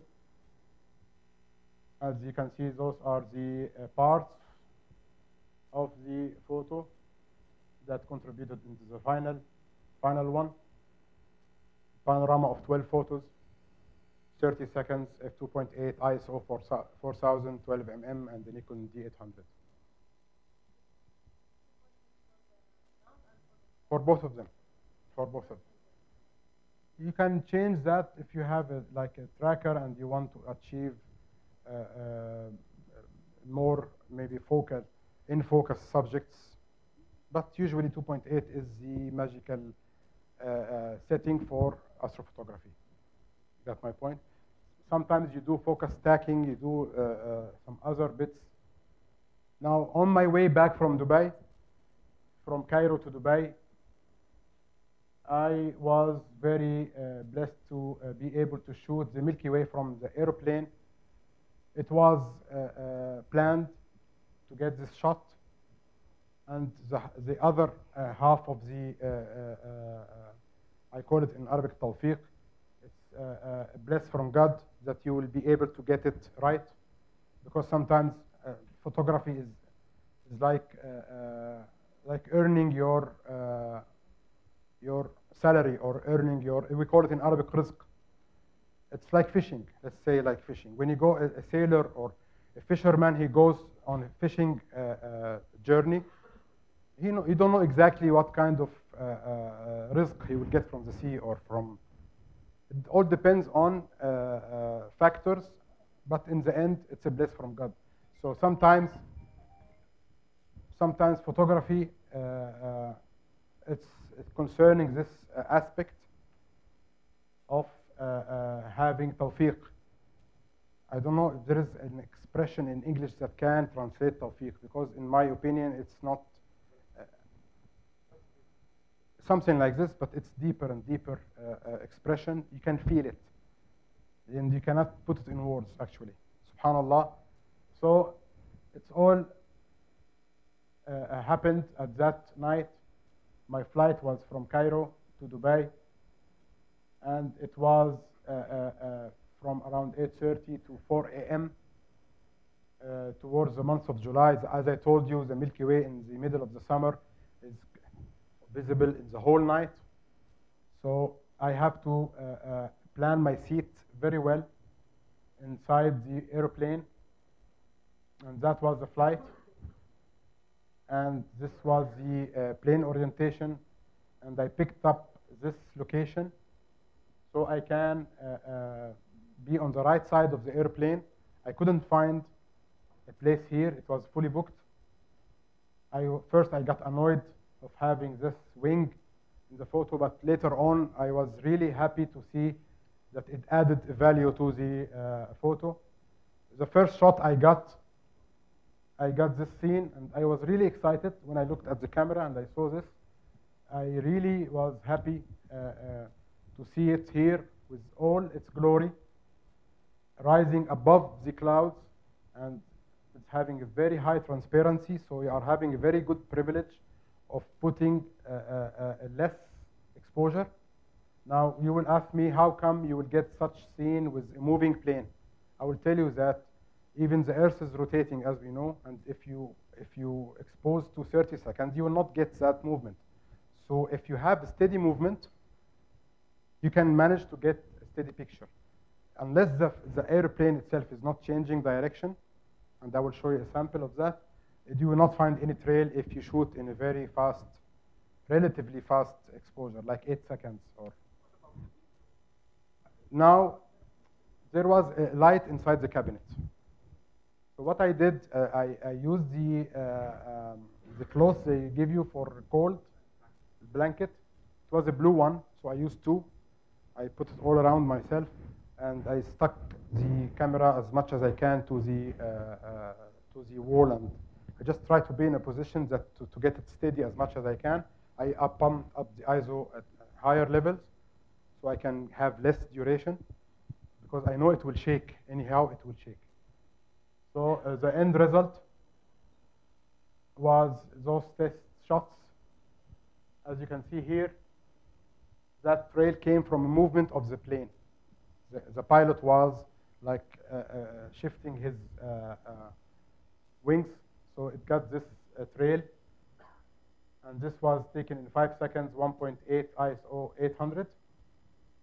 And this shot was 8 seconds, f2.8 ISO 6400 with a fisheye. And this was a 24 mm photo lens.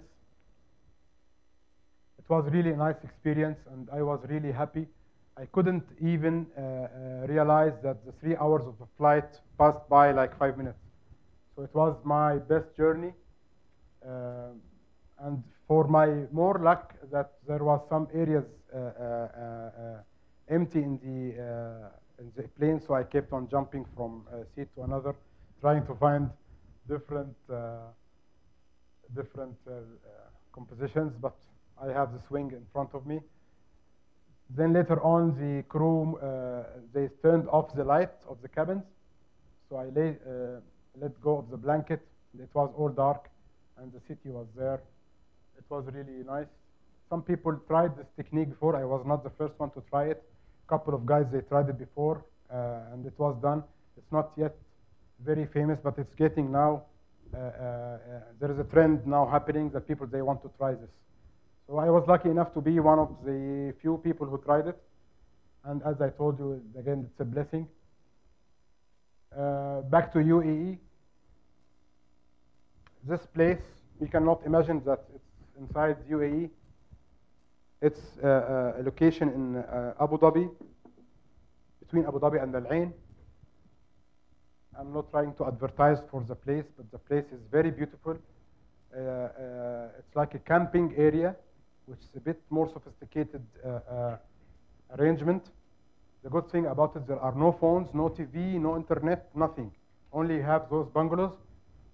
You switch off everything. You don't have even reception of the telecommunications. So you are off notifications and Facebook and all of this useful, annoying stuff, you know. So there was nothing there, and I went in the summer. It was off season, and there was nobody there but me and my family. I stayed there with my kids and my wife. And because I was there, the only customer there, I asked the crew there to turn off every light as much as possible, because there was lights here and there. So they were very helpful. They turned off the lights except for a small, very small light in their camp. And they can show you here like a very bright object, but it was a very tiny small. And there was some small light in the pathways, which could not be turned off. I put some towels on it covered it as much as I can so I can suppress the light. It can show a little bit on the top of the bungalows. This photo, you can see it looks like one image, but in fact it's also a panorama of different images. 12 photos taken with a 24 mm lens with 1.4 aperture. The 1.4 is really nice to get to use lower ISO so we can get clarity and better resolution. So that was the advantage of using this 24 mm. As you can see, I used only 1000 ISO. Now, post-processing. We talked about post-processing in the previous sections, but I just want to talk about post-processing from a different perspective. Do minimal post-processing. Don't overdo and don't overcook your photos for multiple reasons. If you started to go into this direction, it will never end. And the most important thing, try to be ethical about your post-processing. You can easily manipulate things, and you can easily put a landscape from Al-Qudra at Milky Way stolen from the internet, or you got it once in your life and you are putting it, blending it with every single photo you are having. It's not about that. It's, even if you get a lower quality, but you get a true picture, it's much more valuable than faking a picture. So what I'm trying to say, please don't use blending unless you state it is blended and it's a part of a fine art or something else. I don't do it. I'm not saying it's bad, but usually if you look at any international entity, HIPAA is one of them, they strictly say that faking photos is not allowed. And if it is discovered, you will get disqualified. You will lose your credibility. There are certain categories for such type of art. You do it, exactly. I noticed the last period, there's a lot of trend of people blending Milky Way from here to ground from the Far East, and it's a big, big mess. I'm not with this at all. Please make it honest and try to stick to the basics. White balance, exposure, blacks and whites, and dehaze, minimal things. I wish this video, the last video was showing. I don't know why it's not working, but if you notice, I'm doing some small touch-ups of such aspects of post-processing. There are some samples here of post-processing before and after. This is straight out of camera shot, a raw file. And because it's taken with a fisheye, you can see that the horizon is severely deformed. But I want to get as much sky as possible, so that's why I did it like this, to get the sky, to give more sky exposure. And you can, later on, you can fix it. And this is the post-processed JPEG. Maybe the light here is affecting a little bit the true brightness of the photo, but this is how it's different. It's a minimal post-processing. As you can see, the place itself is very good, so you don't have to do a lot about it. Sometimes you go to places with high light pollution, you have to do a bit more. I don't know if this video will work. Let's see.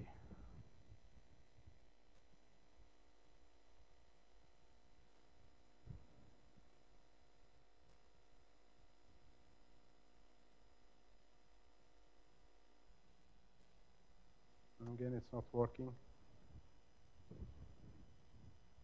Anyway, it was a live example of the previous set.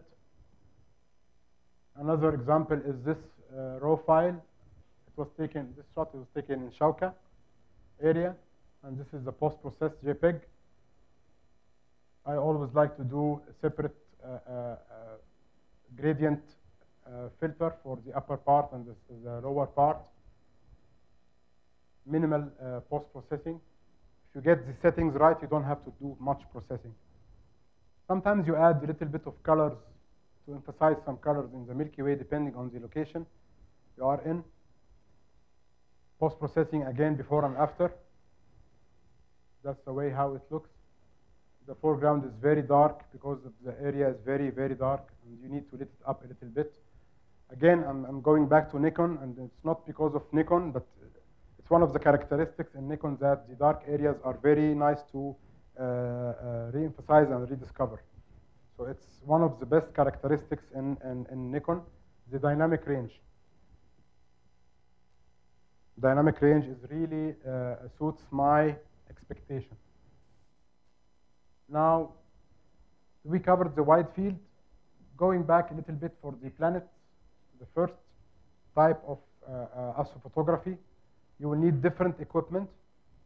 This photo, for example, is for the moon, and it was in quarter moon, as you can see, like 7, I think, of the month or something like this. And that was a dark area. It is a blend of 2 photographs taken at the same location with the same tripod position. One exposure is 6 seconds, ISO 250 and f6.3, because the moon, guys, is not, you get tricked by it's a night photography. Actually, it's not. It's a very bright object. So you need a very fast settings, as you can see, 1/1000 seconds to get the part lit up. So moon photography is a bit tricky. And those are the lenses you use with the moon. Going to the final one, the deep sky astrophotography, and we are talking about DSLR astrophotography. DSLR astrophotography, you can get to go deeper into sky with using this tracker and a normal camera. You can use whatever lens you want to achieve different results. Those are some of the lenses you can use for achieving such, for doing some good photos with the deep sky, and I will show you some samples. This is the workflow of the deep sky. I will run quickly through this because it's a bit different from the wide field, but you do certain techniques of dark frame subtraction and to reduce the noise, and you do another technique of flat field correction to correct some deficiencies in the lens. And then you stack multiple shots. You take, for example, like 50 shots of the same setting, and then you stack it upon each other to get a very high detailed shoot. And the concept here is same like the batteries. When you use batteries, when you stack batteries parallel, it's different from stacking the batteries in the other direction. So 1.5 volt plus 1.5 plus 1.5, you will get like 4.5. Here, if you have 10 photos, each one is 50 seconds. So you do the math, it's like opening your shutter for like minutes and minutes. So it's a very useful technique most of astrophotographers are using. NASA is using this technique. And we are going to try this technique in the workshop. This is a small video.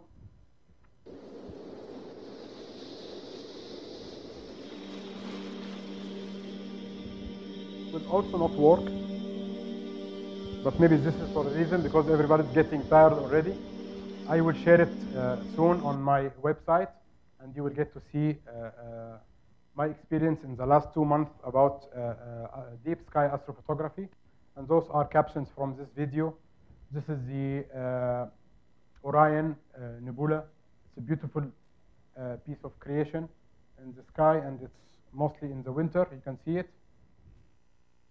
This is the Horsehead Nebula and the Flaming Tree.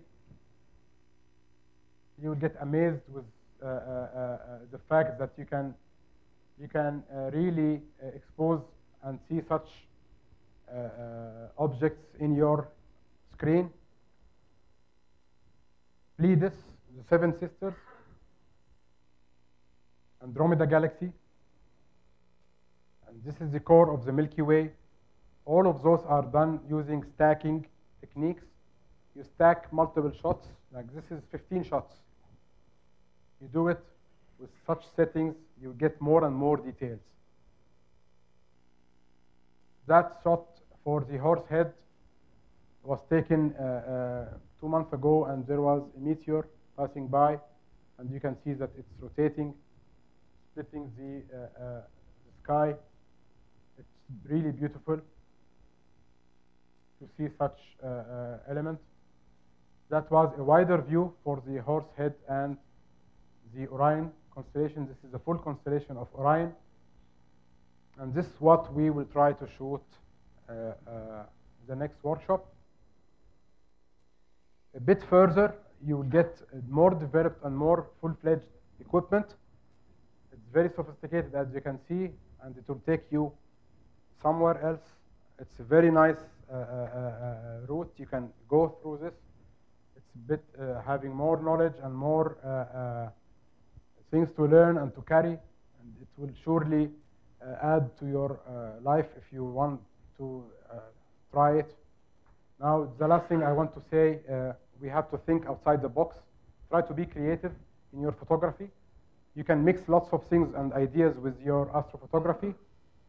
You can mix abstracts with astrophotography. You can do some kind of meaningful photos, just not the sky as a desert, and that's it. You can put objects. This is a small project I'm working on currently of having minimalist objects, houses. This is a very small object, and there is a focus stacking technique involved here to make it look real.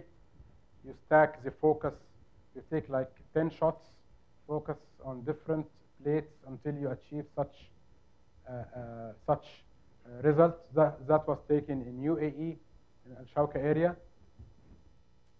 This shot, for example, was taken without any star tracker, and we will try to achieve something like this in the next workshop by taking multiple stacks. That are some photos behind the scene of such objects. It's small objects, as you can see. A different concept, parallel universes, mixing mirrors, reflecting skies.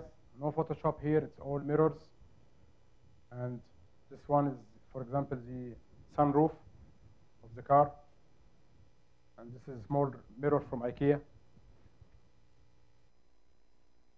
That's it. My advice to you guys, try to explore, try to get the most out of yourself. That was my first camera. It is my brother's camera. And that was my first real photography shot, not astrophotography. It's real. I was amazed by the focus out of focus issue, and I was, since that moment, I was drawn into this beautiful area and field. And just my advice to you: be adventurous and never stop exploring. There's a lot of beauties around us everywhere. In UAE, there's a lot of places, very nice places. Just explore. I don't know if we have time for this, but there are here some locations in UAE. I can share it on my social media with you all, and you can go yourself there and explore. For next Thursday, we will go to that location. It's called Wadi Al Mudayna. It's a small dam, and hopefully, because of the rain, maybe we'll find some water. I don't know if it's having, until the last week it was dry, but still it is a very good location. It is relatively safe because we are having parking lot, and it's all paved, so you will not find those spiders and scorpions, inshallah. Maybe some of you will not come now after what you've seen.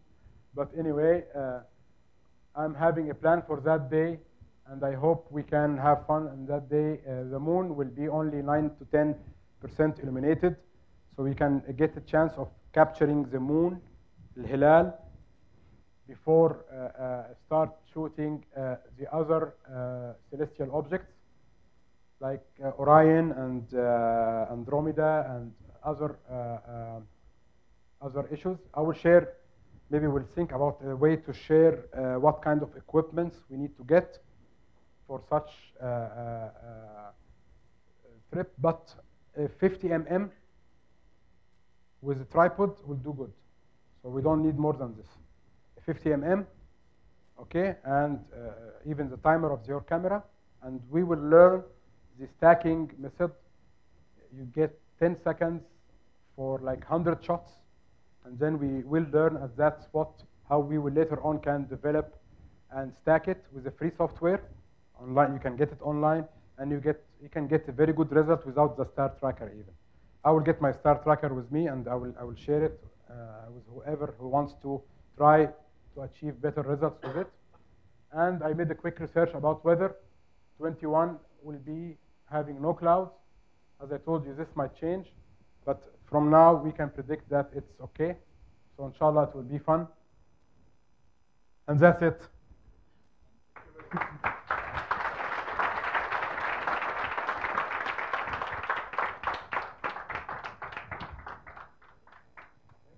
Thank you.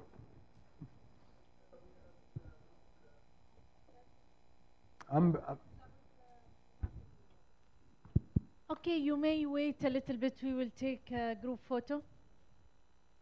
We will have some questions and we will have group photo, if you don't mind. Okay. Yeah, of course. Go ahead.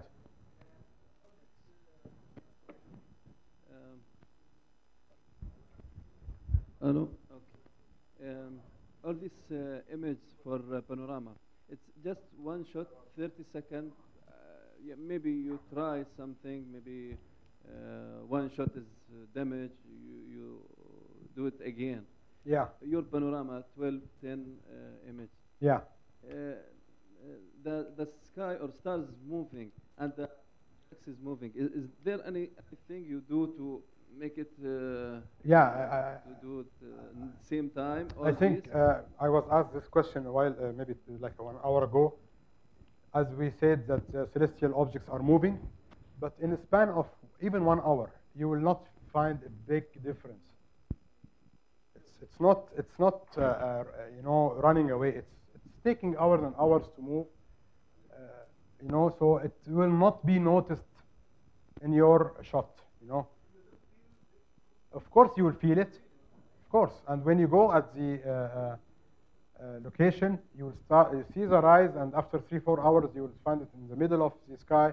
It will take hours to notice the movement. It's a very tiny movement. Yeah, you can see it if you are shooting on a long span of time. But if you are taking a panorama and each one is 30 seconds, so the difference between the first picture and the last picture is a few minutes. So it won't make a difference, as you can imagine. So it's not a big issue, actually. It's a good question. But when you try to check this yourself, you will not find a big difference.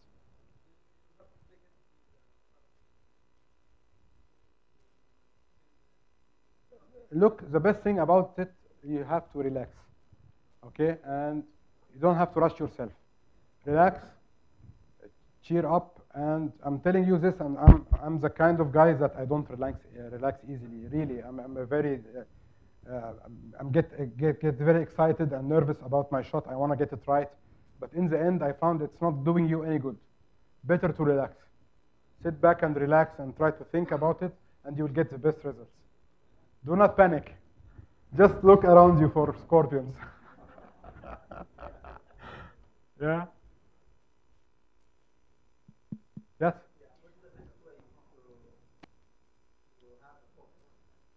Yeah, this is a very good question, because focusing in the dark is a big challenge. It's a very big challenge, and I didn't talk about it, but usually, even lenses, they have indication for infinity, but this infinity is not accurate, because it's depending on temperature, depending on manufacturing, depending on many, even the lens. If it's old lens, it will have different infinity. You have to focus on infinity, and you can either pick up a bright star. bright star. There are specific filters you can get, or you can even download from the internet, and you can cut it in a certain way and put it in front of the lens to help you focus. Now the recent new cameras, you can, even with the live mode on, you can pump up the ISO up to the maximum, and you can see stars, and you can try to experience with the focusing. Yes, until you get the best focus. And once you get used to it, you will find the best focus in each lens, and you will get familiar with it. So it's a very, very important thing to take care about, the focus. You have to check your photos while you're shooting. So you'll not go back home, and then you will find the disaster of all the photos out of focus. It happened to me before. Any other question? Thank you, guys. Tafadhal. It is visible to the naked eye, yes, depending on the location. And if you go in such locations, you'll never see it unless you go to such locations. That's why we drive for 3-4 hours to reach such places.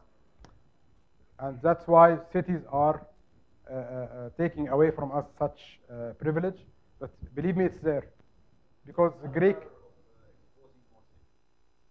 Of course, long exposures will get you more details. But you can see it, of course, with your naked eye. You can see it. You can see a big band of... The Arab called it before Darb al-Tabbana.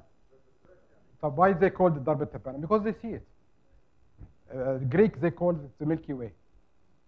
And they thought that the mystical goddess are spreading the milk over the whatever. So it's a big white band of clouds. And I used to see it when I was a kid, as I told you, in the districts in Cairo. And I don't know what is this. I thought first it's a cloud, and then later on, I came to know it's our galaxy. Yeah, the most interested sightings are Orion and Horsehead, the ones that we will try to shoot, inshallah, in the next workshop. And you can distinctively see it. As I told you, a 50 mm will get us some results. We will not, look, whatever result you will get, you will be very happy with, believe me. Don't underestimate the levels that you will reach. As a first step, we will try to manage to get a very good picture, and it is relatively like you see it. If you feel happy with it, that's enough. You know what I mean? Now you want to get more and more advanced. It will take you months and years of practice and equipment. But from a first trial, believe me, whatever results you will get, you will be very happy with it. You will spend hours and hours watching it, and without believing that this is your own picture. Inshallah. Any other question?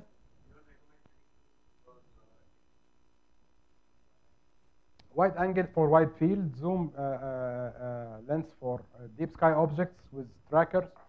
So it's a combination of equipment. So for everything there is a price, and you have to pay. Okay, I would like to thank you very much. I think nobody will come on Thursday after these Scorpions. Okay, I would like to announce two things. First, don't forget, please, to sign in if you wish to join the practical workshop on Thursday. Second thing, you will be invited also, as usual, as all our lectures, to submit your photographs, specifically to Astrophotography, and Sami will be the judge to judge your photographs, and the winner will be rewarded with one safari trip with Nikon. Yeah, don't forget, you will get two emails from us, one for the details for Thursday, and the other one for submitting your photographs. Thank you, and come closer, please. We will have a collective photo. Selfie, yeah? I can take it.